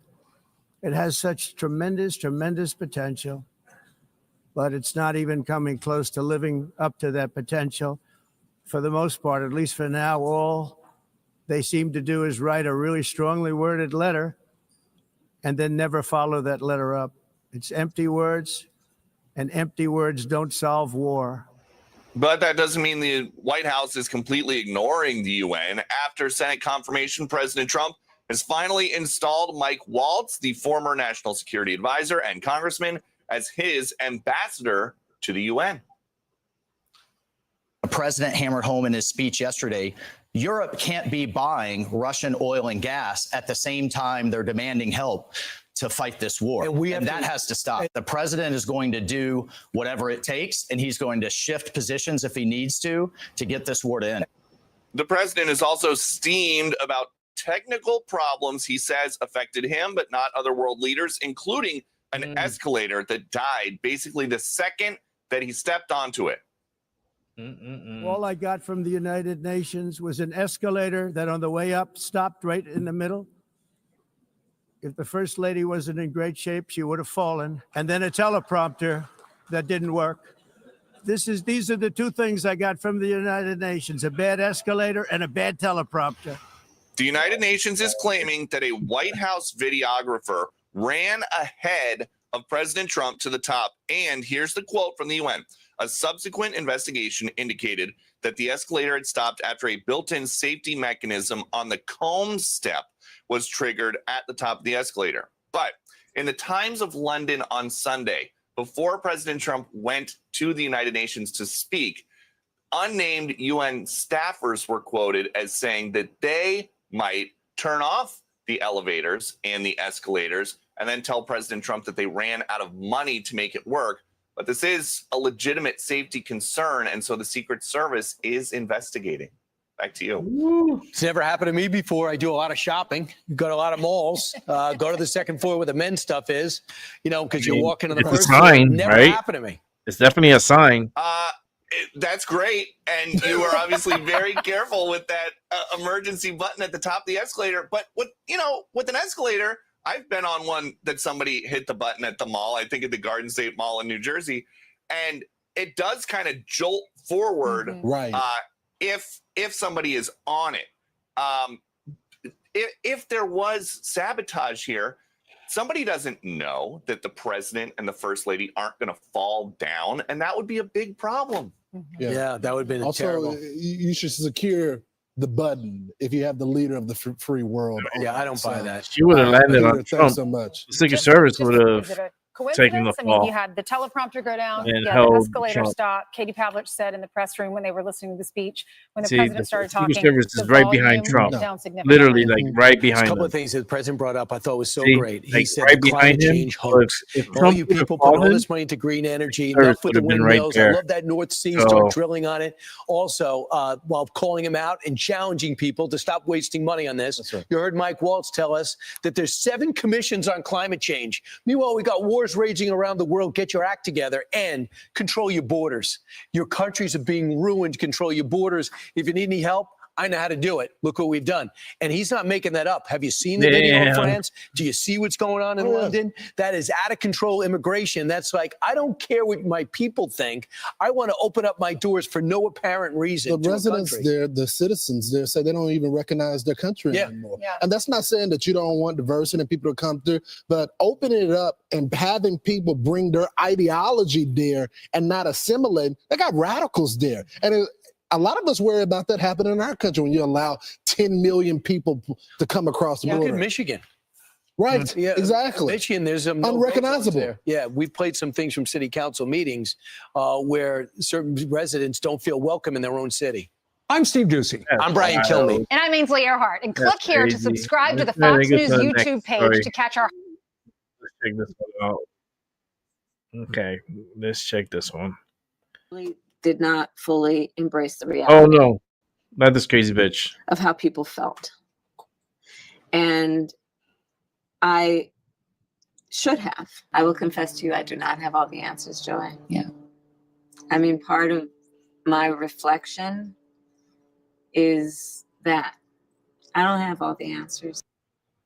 All right, that's Kamala Harris reflecting on her election loss last November. This is a new report says frustration is bubbling up inside the Democratic Party over her new memoir that appears to take swipes at some top Democrats. One advisor to a potential 2028 contender told Politico, quote, at a time when people are looking for a vision and leadership and want to see leaders rise to the level of threats facing the country, it's pretty crazy she chose to write a gossip book that prioritizes the pettiness of her politics. Yikes. Let's bring in Michael LaRosa, former special assistant to President Biden and advisor to former First Lady Jill Biden.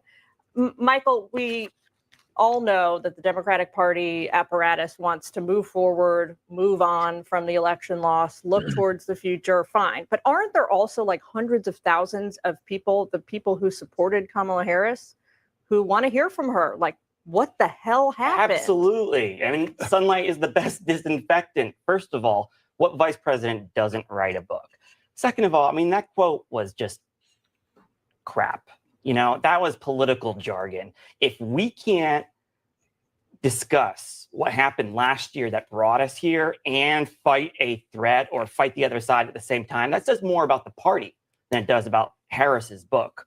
And, you know, if telling the truth about political, petty political stuff is gossip, then maybe the problem isn't the book. Maybe the problem is inside the party. Here. But I would just say one last thing. They should be so lucky. We as Democrats should be so lucky that she's doing this now, because there are 2 more books to come out, and we have a midterm election, and I have a feeling the 2 Bidens will want to have their say as well. And the closer we get every day to that midterm election, the more uncomfortable and unwanted those news cycles are going to be for Democrats. So I would be thanking the vice president for doing this now instead of possibly next year when the former president will be telling his story. All right. Well, if that first quote that we read was crap, let's dig a little further into let's dig a little further into the poop bag, because we've got this one. Direct. I just feel like, why not? We've got this one in the poop bag as well. Michael Hardaway, Democratic strategist, says it's unhelpful and divisive. He says in an era where Democrats need all hands on deck in the fight to protect the country and the Constitution from the lawlessness of the Trump administration, she had a real opportunity to be a critical voice in the resistance. This book seems unhelpful in a way that makes it hard for her to be the face of the party as we look to the future. Wow. I mean, you could say, okay, enough, please get off the stage, but yes, cat's out of the bag. Yeah, the cat's out of the bag. The Democrats are in the minority. We have no control over any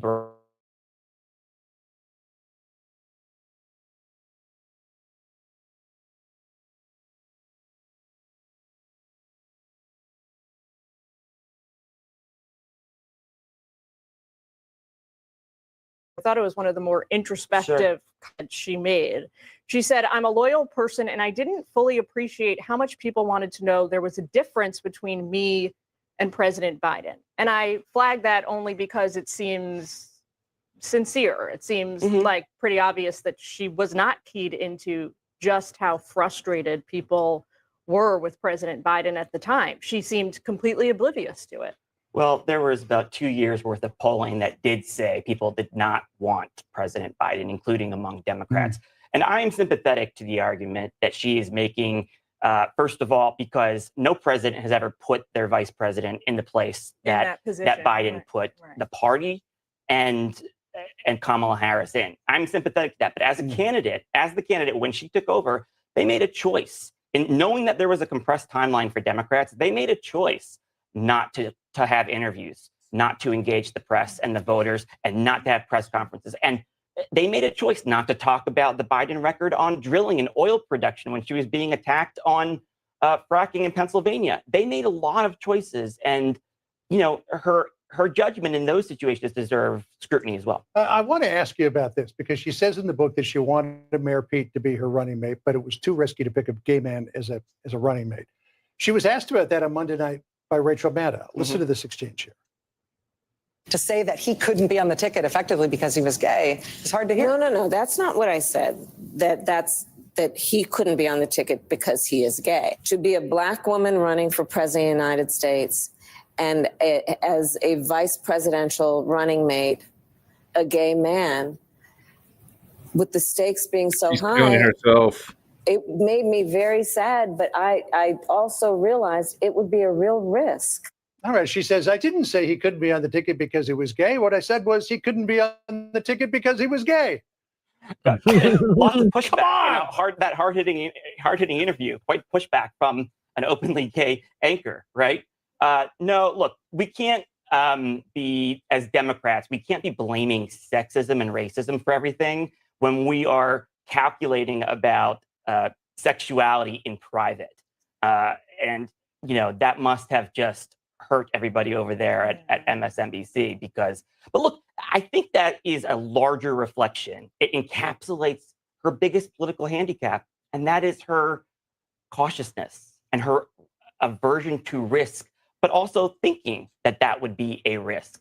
It wouldn't. And first of all, last summer, but also seeming incapable of taking a stand on something. Correct. Meaning, the California down, Bob word sound. There was all this reporting at the time that the team chose her running mate, right? And she didn't really get to make the final decision. That plays into it. Well, Rahm Emanuel disagrees, and that's called having a political gut and having a gut. And too many Democrats don't use their gut and use facts and figures and statistics instead of trying to relate to other people or just use their own instinct, but they have to trust their own judgment. I'm not sure she has found her political skin yet, or she's certainly not comfortable in it yet. And if she wants to run again, she needs to figure some of that stuff out. Rahm Emanuel also said this about the book. Enough about 2024 because we got a real problem in 2025 that's going on right now. I don't want to look through the rearview mirror. Yeah. Michael, we got to jump, but thanks for being with us. Love Rahm. Appreciate it. I'm Steve Doocy. I'm Brian Kilmeade. And I'm Ainsley Earhart. And click here to subscribe to the Fox News YouTube page to catch our hottest interview. Watching now a little bit of Tyson De La Cruz because it's his time now. He's going to be here tomorrow. So please, if you're here watching now, if you can, come by tomorrow. We're starting the show at 7:30 p.m. Eastern Time, 4:30 Pacific. And it's My Mind or Your Matter with Tyson De La Cruz. And that's going to be it's going to be a good show. I don't know what we're going to talk about yet. I don't know. We'll talk. I don't know. It's every spur of the moment. It's like whatever happens and whatever the energy calls for me to talk to him about. And we get into it. We have very good conversations and we interact with the chat rooms and stuff. And it's good talk. And we get to have him here for like 2 hours, which is fucking amazing. It is really amazing to have him here for 4 hours. But let's go ahead and sit back, relax, and let's catch a little bit of some Tyson De La Cruz. Go ahead and set it up for our buddy here. All right, we might have a back-to-back tonight on Tyson, so we'll watch this one, and I'm gonna check to see if he has another one that gets uploaded around 10:15, so it's about 11 minutes from now. So, all right, let's go ahead and watch. Go. Catching the cartel on the open seas as the U.S. Coast Guard takes down a smuggling boat in the Eastern Pacific. America, the cartels just made a massive strategic shift that proves Trump's border security is working. The U.S. Coastal Guard just intercepted a smuggling boat in the Eastern Pacific carrying $214 million worth of illegal drugs bound for the United States. But here's what's really shocking. Cartels have completely pivoted from land-based smuggling to maritime operations because we've made the southwest border too difficult to cross. This isn't just about one drug bust. This reveals a fundamental change in how cartels are trying to poison American communities.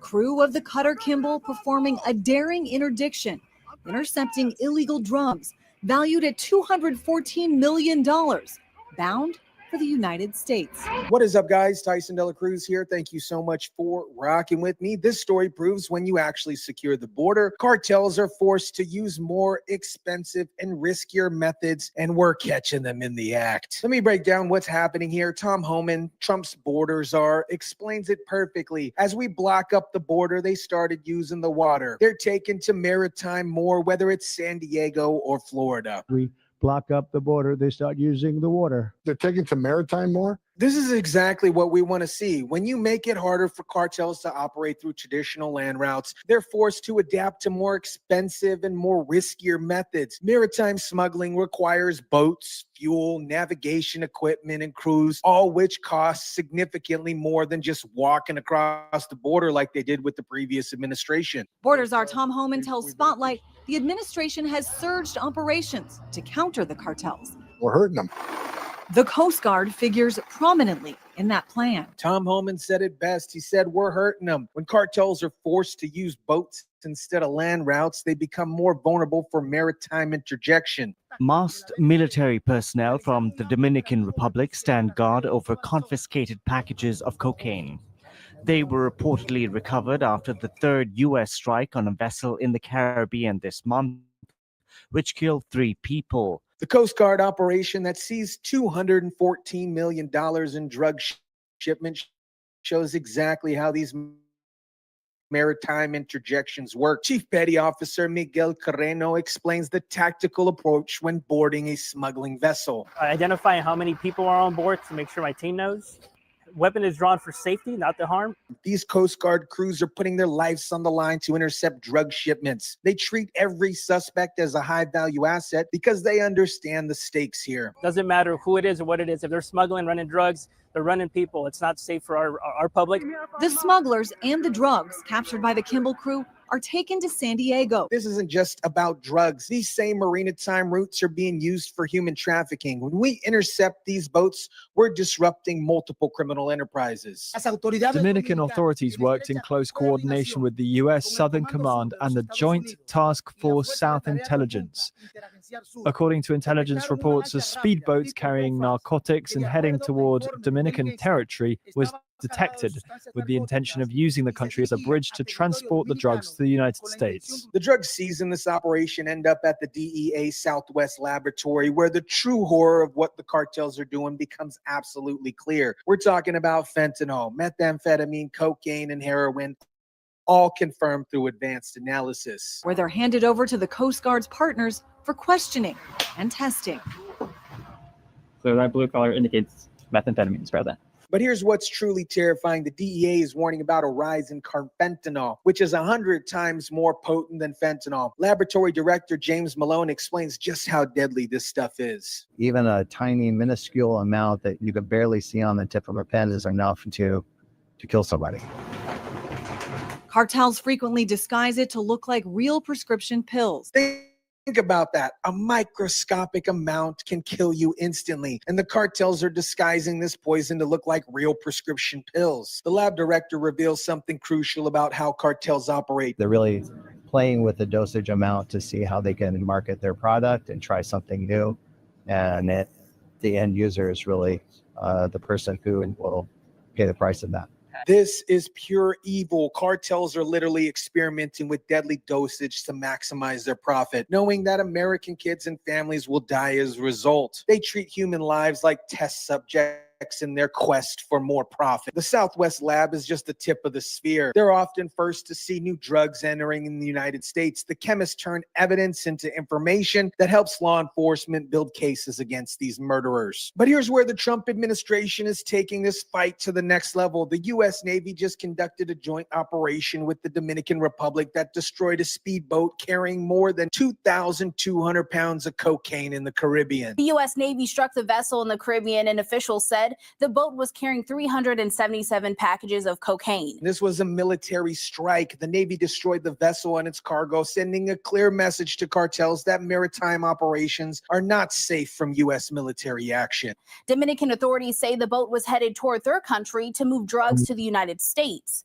President Donald Trump said on Truth Social that the operation targeted a designated terrorist organization operating in the U.S. Southern Command's area of responsibility. That's the key difference. Under Trump executive order, major cartels are classified as foreign terrorist organizations, which gives the military expanded authority to strike on their operations. The DEA isn't just fighting cartels in the courtroom. They're taking the fight to the classroom with community outreach programs. They're teaching kids a simple but crucial message. You can't trust the pill that a friend gives you. When you educate people about the dangers, they make better choices. I think a lot of that success that we're seeing as far in the reduction of poisoning deaths and overdoses here can be attributed to these outreach efforts. This is what real drug policies looks like. Interjection, prosecution, military strikes, and education. Not just harm reduction nonsense that Democrats push, but actual efforts that stop drugs from entering the country and educating people about the dangers. America, this story shows that Trump's border security strategy is working exactly as intended. When you make land routes too difficult, cartels are forced to use more expensive and riskier maritime routes where they're vulnerable to Coast Guard and Navy interjection. The $214 million drug bust proves that we're disrupting cartel operations and forcing them to adapt. Every boat we intercept, every shipment we seize, and every smuggler we arrest makes their operations more expensive and less profitable. But we can't let up the pressure. Cartels are experimenting with increasingly dangerous drugs like carfentanil, and they're using maritime routes to avoid border security. That's why we need sustained Coast Guard operations and continued military strikes against these terrorist organizations. The shift to maritime smuggling isn't a sign that these cartels are winning. It's proof that border They need to check the cruise When you ships. secure the land border, you force criminals to use methods that are easy to detect and intercept. The DEA's education programs are absolutely crucial. When kids understand a single fake pill can kill them instantly, they're less likely to take that risk. Combining that with aggressive interjection and prosecution, we can win this fight. Let me know what you guys think about this. Drop it down in the comment section down below. Smash the like button if you kindly would. Share, subscribe, and as always, guys, I'll catch you on the next one.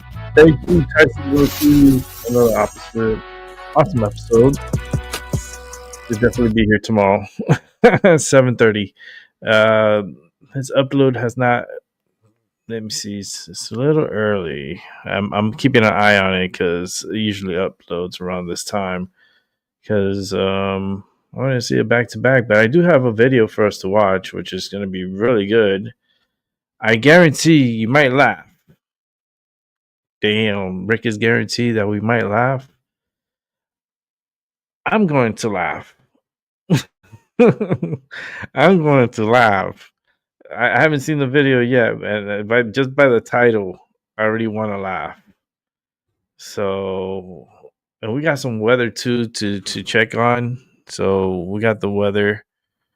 We gotta check out the tropics because there's a storm that's going to be developing, and it's going to get a little wicked, and someone's going to get in trouble because these two storms are going to be double trouble, and we always got to keep an eye on them. It's hurricane season still, so let's go ahead and watch this one. I think this one's going to make us laugh. We need a good laugh, right? All right, let's go ahead and watch this. Gonna put some sound in it.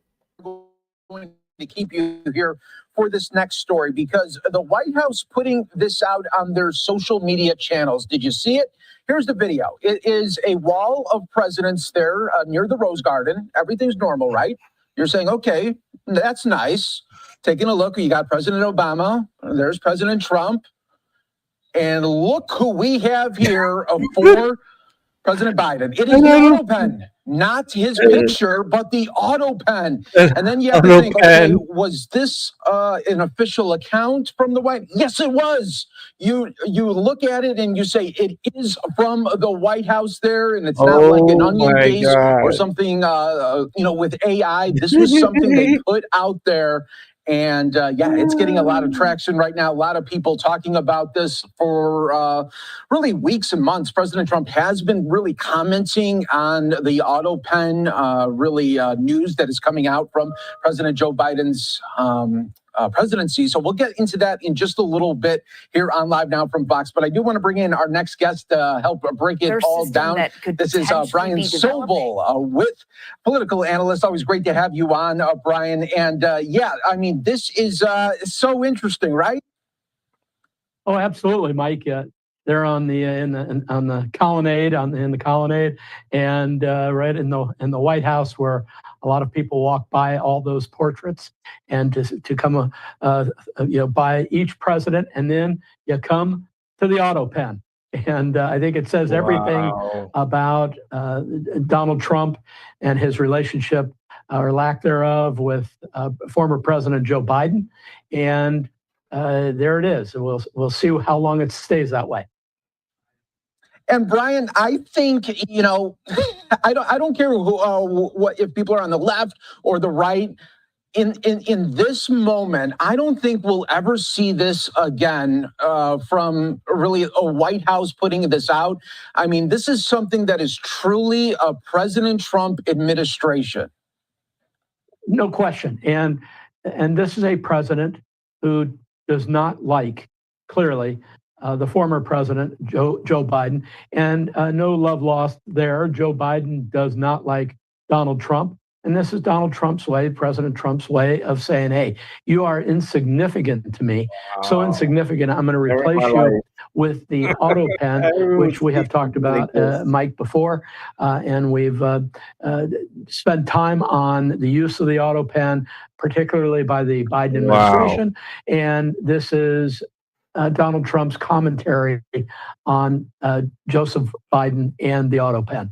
Yeah, and there's some real, thinking here for President Biden's presidency. When you look at it there, and there's a lot of speculation of why he would have so many signatures with the auto pen, because you feel like, okay, you spend your whole life to become president of the United States. You would want to start signing some documents and really using the office the way you see fit. But why is it that for President Biden, he used so many auto pen signatures? We may never really know the answer to it, but the president signs thousands and thousands of documents during their time in office. And even as President Trump has pointed out, the auto pen is not used typically for signing major pieces of legislation, executive orders, certificates and things for close friends. These are all done by the president himself. And so it feeds the narrative, Mike, that a lot more was going on at the White House in terms of the president's cognition or interest in some of these things, which is really the charge by President Trump that he and that Joseph Biden in particular abdicated a lot of his authority, gave it to his staff, and the staff ran with it, particularly around the issue of pardons. Yeah, that's such a good point there, Brian. And I was also thinking about, the way that President Trump is doing 2.0 for his administration. He really has the advantage of, hey, I can't be elected again, and I could really go full force with these social media kind of trolling attempts there. And really, at the end of the day, I mean, his base is going to 100% enjoy it and love it. And then at the same time, his detractors and haters, they are going to hate it 100% of the time. Absolutely. It fuels this divide in some respects, because when you put an auto pen up for nearly half the country to look at who already don't like President Trump, it fuels that issue, that divisive issue that we have in the United States. And I know it's a satirical comment by the president, but at the same time, for Biden supporters, it's a real knock on them. Yeah, so true. And I mean, to look at it as well, not only having the White House put it out, not only having like White House aides put video there, like we saw with Margot Martin, but then, it's like different tiered approaches when it comes to the trolling level here. I just want to point out this photo that the White House put on. And I mean, it's President Trump now looking at the photo there of the auto pen. So it's just all these different layers, just in case maybe people were thinking, oh, maybe President Trump didn't sign off on. Oh, 100% he did. He's looking at it. That's absolutely. He had remarked to people in the past few weeks about the auto pen photo. I mean, he knew this presidential gallery was going to be installed. And I think at some point he turned to an aide and said, hey, we ought to put an auto pen where Joe Biden's picture will be or should be. And again, it's his comment about things. But Mike, you mentioned something else, and that is President Trump 2.0. The first President Trump, for all his talk about understanding government and all of that, he didn't really understand Washington, D.C. And then came Donald Trump 2.0. After 4 years in Washington, D.C., he hit the ground running, knowing exactly what he wanted to do and in what direction he wanted to go in. And as I've said in many interviews for people who are chagrined about what Donald Trump is doing, my answer is he's doing exactly what he said he would do. This is what he talked about on the campaign trail, and he's doing exactly what he said he would do. And by the way, then I remind people that it was Barack Obama himself who once said, you know, elections have consequences. So for people who don't like Donald Trump, that election had a consequence. Yeah, that's so true. And I mean, you could also, for President Trump fans out there, they could actually thank probably President Obama for getting him involved in politics so much, because there was a lot of talk there of that White House Correspondents' Dinner when President Barack Obama was there, and he really was egging on Donald Trump, who was in the audience there. And a lot of people say it was that moment where Donald Trump says, you know what, I am going to run. Donald Trump, I think, for a very long time, even before his first run, I think he was listening to people saying, you're very good at what you do, but why couldn't you do it for the entire country? I think it's some of the same type of things Ronald Reagan heard, and other people, Arnold Schwarzenegger, governor of California. You have all these people around these individuals who say, you know, you're very good at what you do in this arena. Boy, I bet you could take those skills and take them into politics. And so you've seen very often in American history, somebody really changing careers to run for the presidency of the United States. Yeah, that's such a great point there, Brian. And I also want to talk a little bit about, you know, we see this type of, I mean, there's just a very distinct way that President Trump is able to communicate. Of course, he had before on Twitter and X. Now he does his Truth Social. But we see now on the left there, especially with Governor Gavin Newsom, he and his team are trying to emulate this in their own version and kind of like make fun of the way that Donald Trump talks and the way he talks to his fans out there. But it doesn't seem like it gets even close to what, you know, President Trump is able to do. Why do you think Governor Gavin Newsom is even trying to go that route? Because Gavin Newsom is running for the presidency in 2028, and he's trying to set himself on the same level rhetorically and in every other way with the president of the United States. And he has decided that the way you do that is sort of by being as tough, if I may use that word, as Donald Trump is on social media, in interviews, and in other quarters. And we will see how that plays across the country.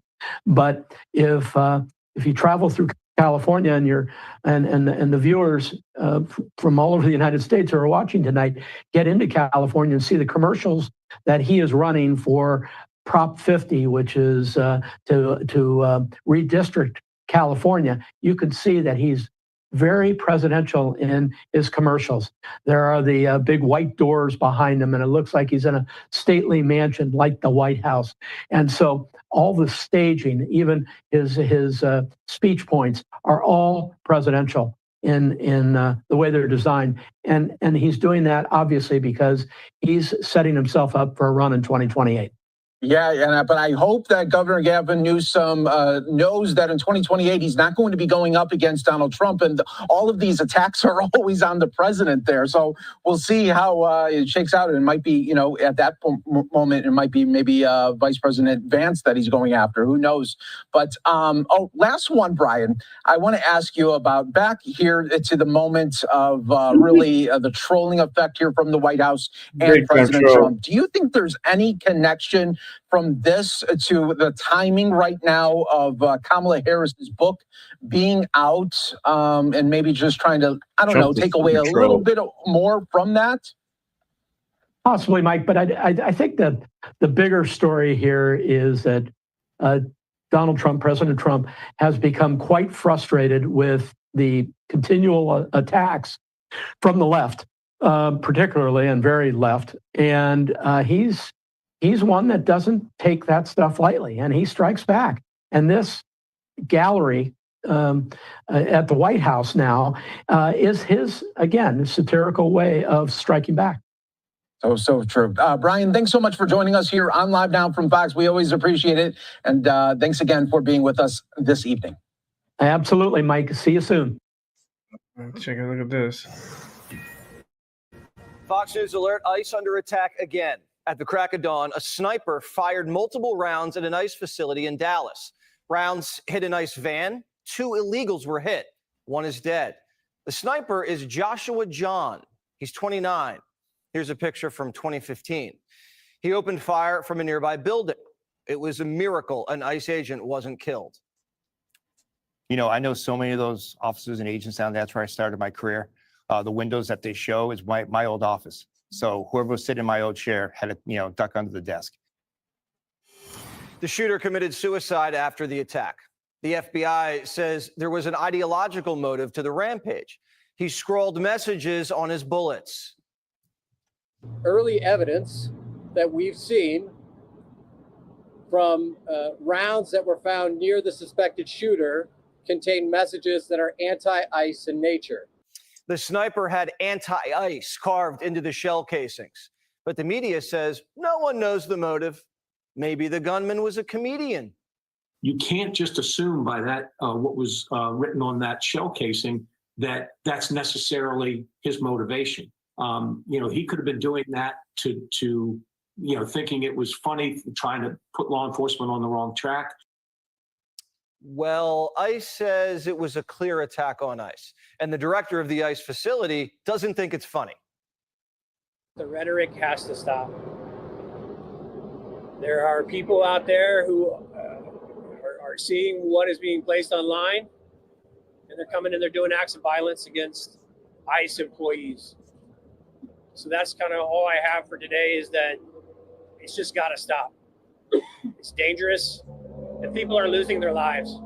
Just a month ago, the same exact ICE facility got bomb threats. And another Texas ICE facility just a few months ago was fired on by Trantifa. They baited agents and launched a sophisticated attack with military precision. You call it We've seen Trantifa? riots outside of ICE buildings in LA, Portland, and Illinois. Just yesterday, Antifa stormed an ICE facility in Oregon with homemade weapons. You see a pattern? MSNBC says ICE are the ones who should tone it down. We have seen just the rhetoric escalate. We've also seen the very dramatic videos of ICE nabbing individuals and tossing them into unmarked vehicles. A lot of these ICE agents have been masked, and so it has been very divisive. And there's been a lot of fear in the different communities where we've been reporting. ICE has been divisive? They're doing what the country voted for. They're enforcing immigration laws that Congress wrote. That's called democracy. Attacks on ICE are up over 800%. And our politicians are egging it on. Donald Trump's modern-day Gestapo is scooping folks up off the streets. They're in unmarked vans, wearing masks, being shipped off to foreign torture dungeons. Secret police who are masked, who are intimidating, who are scaring people. These Gestapo-like tactics. It does look like a Gestapo operation. It does look like the Gestapo. When you keep calling federal agents Nazis, crazies are going to treat them like Nazis and shoot them. Last night, Gavin Newsom gave the crazies the green light. masked men jumping out of unmarked cars, people disappearing, no due process, no oversight, zero accountability happening in the United States of America today. People ask, well, is authoritarianism, you're being hyperbolic? Bull, we're being hyperbolic. If some guy jumped out of an unmarked car and a There van goes the with a hands. mask on, tried to grab me. Oh, here goes the By hands. definition, you're going to push back. The governor of California is calling on the people to push back against a so-called dictator's secret police. And the next day, a gunman sprays bullets into that police facility. The governor feels no responsibility for the words that come out of his mouth. He's not saying march peacefully and patriotically against ICE.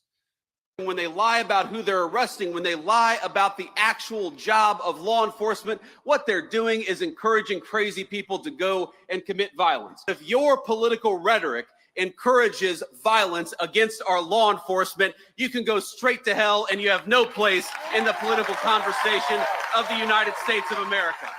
Democrats call ICE the Gestapo, and then they get shot at. And the media says it's ICE's fault since they're divisive. They did the same thing with Charlie Kirk. They said Kirk had it coming. And the governors, who should be working with ICE to get bad hombres out of the communities, are trying to unmask them so they get doxxed and harassed. It's like a dystopian sci-fi movie. Unmarked cars, people in masks, people quite literally disappearing, no due process, no rights, enough. ICE, unmasked. What are you afraid of? What are you afraid of? What are you afraid of? The governor signed a bill to force ICE agents to expose their faces to cameras and cartels. The man mandated masks to stop the spread of a virus, but wants to remove masks so we can't stop the spread of migrants. Some of these politicians deny ICE attacks are even happening. Johnny was in D.C. this summer. Watch. Do you condemn the attacks on ICE agents? What attacks on ICE agents? But I also condemn ICE being masked, coming up in unmarked vehicles, terrorizing our communities, kidnapping people. I condemn that too. Did you I wear condemn both. Did you wear a mask in 2020? Did I wear a mask in 2020 during the pandemic? Yeah. Isn't that the same thing? No. Got to protect yourself. No, it's not the same thing. Don't wear masks in our community. You're terrorizing It's women. not the same Women thing. don't terrorize You gotta women. protect Did you yourself. wear a mask in 2020? Look, for health reasons, I'm not a cop. So, like, whatever cute gotcha you think you have there. They're protecting themselves. But look, do you know anyone who gets more threats than me? These ICE agents aren't getting more threats than me. Jesse Waters probably gets a little more threats. Well, Jesse Waters, not a real man. These politicians have around-the-clock security, armed guards, drivers, a bubble around them so that people can't get close. What do these officers have? Nothing. They go home to their families in a residential neighborhood with no gates and an address in the white pages. Politicians with protection are inciting violence against officers with none. You don't think the threats are real? Tom Homan's been forced out of his home. I have a 24/7 security detail because of threats against me. I don't live with my family because I don't want them around danger as much as I can. So, you know, it's tough, but I'm not going away. I'm not shutting up. I'm going to continue fighting to make this country great again. Democrats have declared war. Not my words, theirs. We're in a war right now to save this country. And so you have to be willing to do whatever is necessary in order to save the country. Think about how they're programming people. They're at war, and they have to win by any means necessary. That ICE is the president's Nazi Gestapo, and if they don't push back, democracy's dead. I fear that we will not have an election in 2028. I really mean that in the core of my soul, unless we wake up to the code red, what's happening in this country. What's wrong with his hair? Wake up soberly to how Yeah, serious hair. this moment is. So slick. You know what happened when Jack Nicholson ordered a code red? They beat someone to death. Did you order the code red? I did the job. Did you order the code red? You're right, I did. They shot Steve Scalise. They shot Trump once, then tried to shoot him again. Burnt down the governor's mansion in Pennsylvania, shot up Christian schools and ICE facilities, shot up an ABC affiliate, planted bombs under a Fox truck, and assassinated Charlie Kirk. Even they're admitting they have a problem. The Atlantic says left-wing terrorism is on the rise. That's the Atlantic. 26% of voters say Charlie getting shot on campus was understandable. Whose side do you think they're on? Charlie got killed, and hostile liberals are still harassing conservatives on campus. One guy tried debating HBCU students. He got mobbed.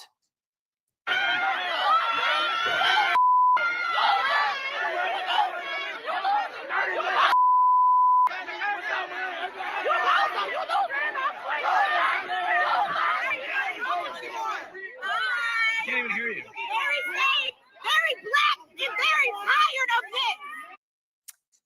That conservative needed a police escort to leave campus. Kimmel Wow. lost his job for 4 days, and they said free speech was under attack. Charlie Kirk was killed for exercising free speech, and they said he had it coming. They say we need more civil debate, and we need to be more civil. So when we try to engage in civilized debate, they chase us off campus. Now the freedom of the Crazy. press is under attack. But when it's conservative press, the media is silent. Here's a reporter getting swarmed outside the UN. Watch. Like that. Charlie Kirk. Why would I say that? Why would I say that? He's racist. No, he's not. Yes, he is. No, he's not. Well, look at you. Look at you. Look at you. Ooh. Hey, hey, stop it. Stop it. Get off. Get off. Yeah, that looks civil. Uh-huh. Hillary says the rhetoric has to stop, and we agree. But she says not from her, from you. We have got to stop demonizing each other. Exactly. Yeah. Now, I think most of that right now in our country's history is coming, from the right. We have got to stop with she's the stupid. finger pointing and the scapegoating. Hillary She is called the half goat. the country deplorables and irredeemable, despicable Neanderthals. He needed to be deprogrammed and have their First and Second Amendment stripped. What has the right said about Hillary that Bill hasn't already said? And it's not like men in MAGA hats are shooting up Planned Parenthoods and Hollywood celebrities or journalists or politicians. No one on the right is acting on the language we're using. On the left, they are. And it's starting to feel like that's the Democrats' strategy. Intimidate us into shutting our mouths. They're using bullets to bully us into political submission. It kind of feels like they know what they're doing. Political violence has gotten out of control in this country. We got to stop it. We got to condemn it. And that starts, unfortunately, at the very top of the Democratic Party. If you want to stop political violence, stop attacking our law enforcement as the Gestapo. If you want to stop political violence, stop telling your supporters that everybody who disagrees with you is a Nazi. If you want to stop political violence, look in the mirror. And if they're not going to look in the mirror and stop triggering their crazies to shoot us, stab us, and blow up our cars, then we're going to have to crack down. We can't sit back and not defend ourselves. It's open season on us. And if we're not going to save ourselves, who else are we going to save?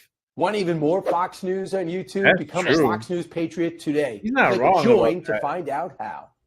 He is not wrong at all. Let's go ahead and check out the weather, and then we're wrapping it up with the news. Welcome, welcome, folks. It is Wednesday, September the 24th. This is Hurricane Hub Live. I'm Chief Meteorologist Tim Pandages, and we have got a slam-packed show for you tonight on HHL. We've got a brand new named storm out in the Atlantic Basin, Humberto. It joins Gabrielle. First time this season we've got two storms at the same time. And in the short term, we could have three as we look for the development of Imelda. Let's get right to it tonight. Odds have increased for 94L to become Imelda at the top of the hour. Humberto, as I mentioned, has developed a 5 o'clock advisory from the National Hurricane Center. It is also forecast to become the third hurricane of the Atlantic season. And Gabrielle itself still out there, and this thing is cruising towards Europe, and that's a little bit unusual. So we're going to talk a little bit about that. And of course, in the Eastern Pacific, Narda is a hurricane, but that's the only thing going on in the Eastern Pacific. It's starting to quiet down a little bit, which is why the Atlantic is starting, well, a reason why the Atlantic is starting to get a little more active. All right, here's a look at the basin so far this year, the 2025 Atlantic hurricane season. We got Barry here over in the Gulf that developed. So we're up to 8 named storms, with the latest addition being Humberto out in the south and southwestern portion of the Atlantic basin there.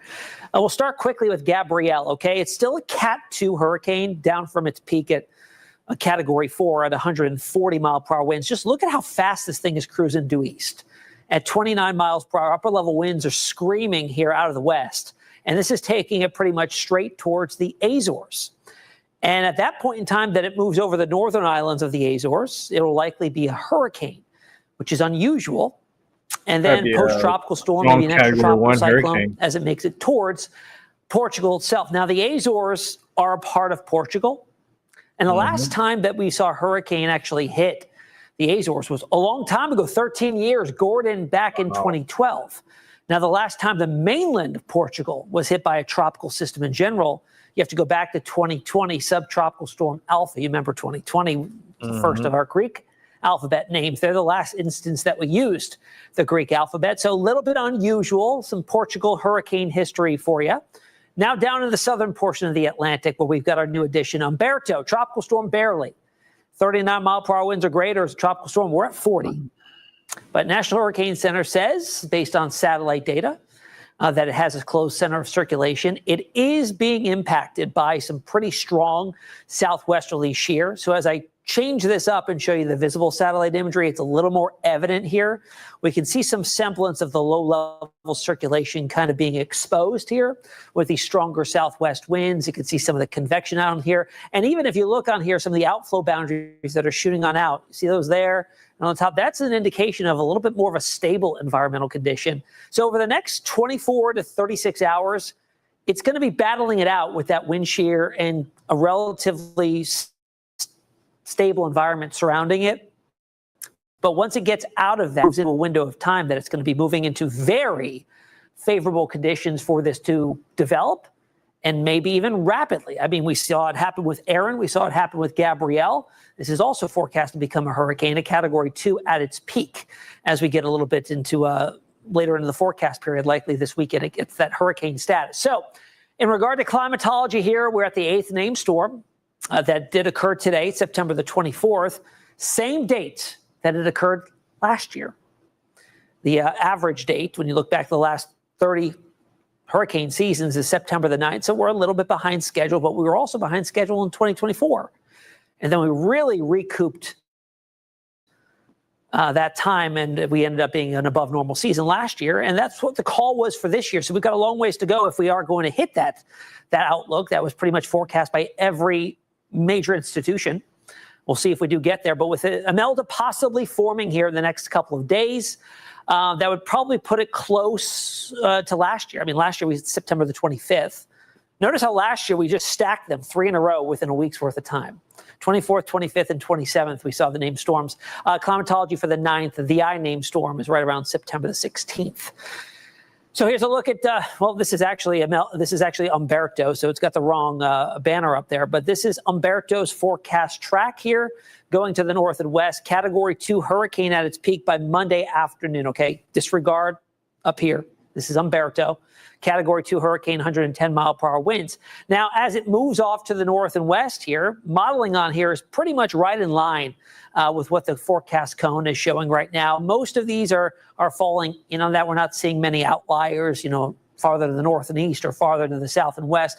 Most are kind of lining up pretty good. We don't have a ton of divergence here. And they do indicate a northward turn and then a northeast recurvature out to sea, which would spare the eastern seaboard of this. Now, why this is going to get so complicated over the next 7 days is because the upper level steering is going to be impacted by not just the upper level steering winds, but the influence of a separate tropical storm likely, which would be Imelda, likely somewhere in this area. So when you have two storms in close proximity to one another, it does influence their trajectory.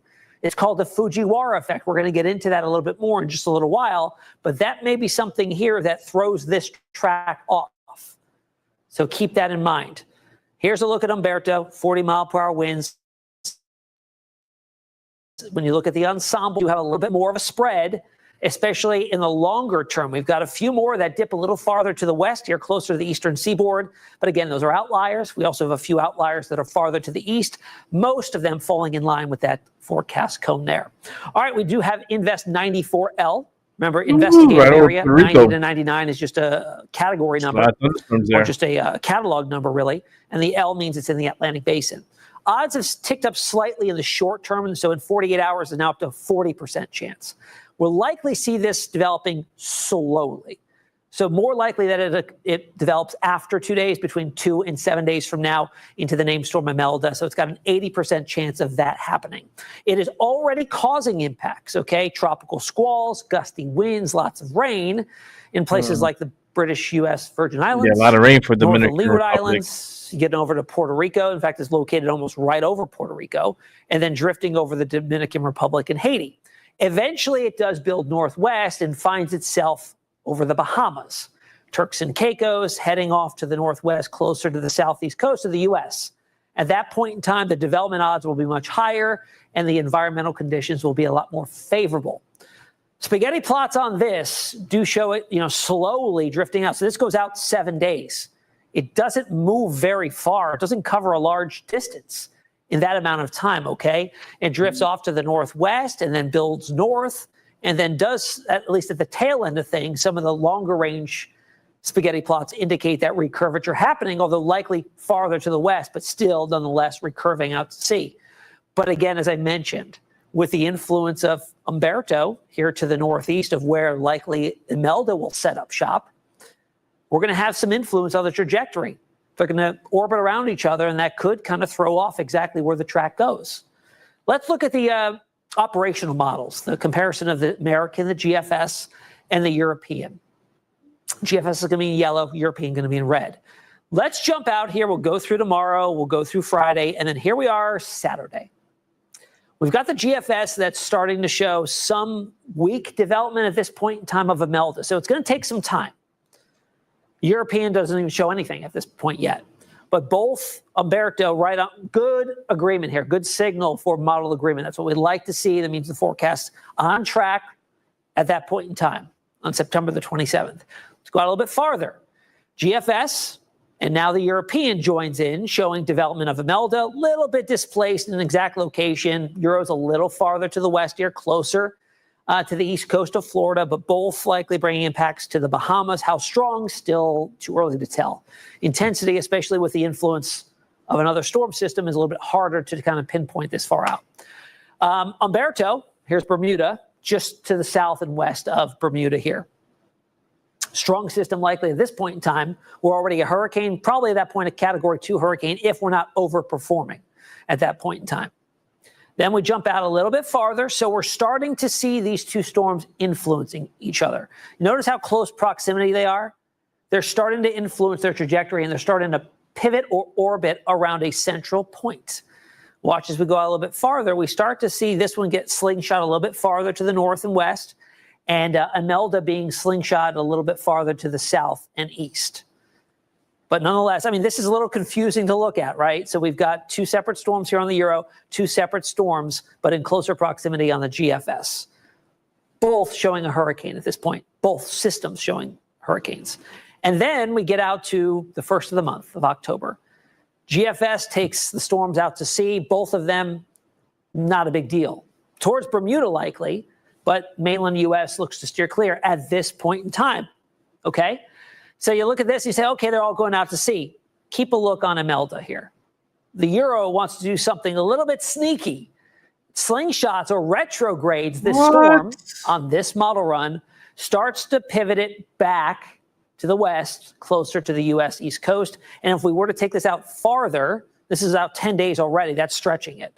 But it does kind of bring it back towards the eastern seaboard. This is one model run. The GFS is not in agreement with it. But again, it is the Euro, so take that with what you will. We'll have to watch it very carefully. Steering mechanisms over here are going to get very Imagine that shit comes back in the next couple of days. So this is a possibility, but it's certainly by no means set in stone. But we'll have to watch Imelda. That's crazy. So the Fujiwara effect, we touched on that, and you saw the influence on the modeling there. Let's just talk about what that is, because it's not something that happens every single season. So this is when storms orbit around one another due to their proximity. They get so close to one another that they start to influence each other's intensity and trajectory. Now, sometimes, but not always, the stronger of the two will absorb the weaker one. And I know what you're thinking. Does that mean that it kind of just takes all the energy from the weaker one and becomes a superstorm? Not the case. It just completely destroys the other storm due to its wind shear being imparted on it, that it just absorbs whatever's left of the low pressure energy there. That's about it. Now, it doesn't happen all the time. Most occurrences, it just influences its track. It doesn't get close enough that it actually absorbs the other storm. Now, the last occurrence I could find where we did see, I believe it was Rena and Philippe. I think Rena was absorbed by Philippe in the Atlantic Basin back in 2023. So it's been a few seasons, and it's quite a rarity. We've seen it, I think, a handful of times over the last couple of decades. So it doesn't happen always, but it does happen. And this may be one of those occurrences. All right, we got the updated CPC outlooks, Climate Prediction Center outlooks, long range on tropical development. So this takes us through the first full week of October. These are released on Tuesday. It shows maybe some low development out in the main development region, which by that point in time is unusual because we usually see the main development region start to shut down by late September or early October. This is indicating maybe something there. But certainly we go out another week, taking us through mid-October, and we're seeing nothing. No outlook for it, at least right now. There could certainly be something. Even the Caribbean looks dead at that point. Southwest Atlantic dead. These are the areas we turn to look for development in October. But you still have some little semblance here in the Western Caribbean, Southern Gulf. Low chances of development there. All right, out in the Eastern Pacific, we've got Narda, Cat 2 hurricane at the moment. It is nowhere near land, not expected to be anywhere near land, moving off towards the west, weakening a bit, and then re-strengthening back to a Cat 2 before turning north and likely falling apart due to the cooler ocean temperatures in that part of the Eastern Pacific. All right, our scorecard is updated with the development of Humberto today. We're now up to 8. Eastern Pacific, though, at 14. We've had 2 hurricanes, 2 majors, and then 8 hurricanes, 3 majors out in the Eastern Pacific so far this season. All right, coming up after a quick break, the anniversary of Hurricane Helene's impacts are this week. We'll look back at that. And, of course, we've got brand new tropical trivia as well as the answer from last night's trivia question in just a little bit. We'll see you after a quick break. All right. I mean, I'm ready to go to sleep. You guys want to watch Helene? You can always go watch Helene. I'm tired. I'm gonna get going. It was a good night. I had fun. I got an appointment, doctor's appointment early in the morning, so I gotta get to bed early. So I'm gonna wrap up the show. I'll leave the paranormal video for tomorrow morning. I'll end up doing something tomorrow morning, so we can watch that video. It's just the tiredness hit me so hard, and I'm like ready to go to bed. I'm yawning, so that's the sign. So with that said, have a good morning, good afternoon, good night, wherever you're at, and I'll catch you on the flip side. And we'll do this again tomorrow. And remember, tomorrow night at 7:30, Tyson De La Cruz is going to be here. And we'll be going over some stuff, and we'll be talking and having a good time. Please come and enjoy, and have your questions ready for Tyson, and hit him with your best shot. All right, guys. Have a good night. I'll see you tomorrow. Peace.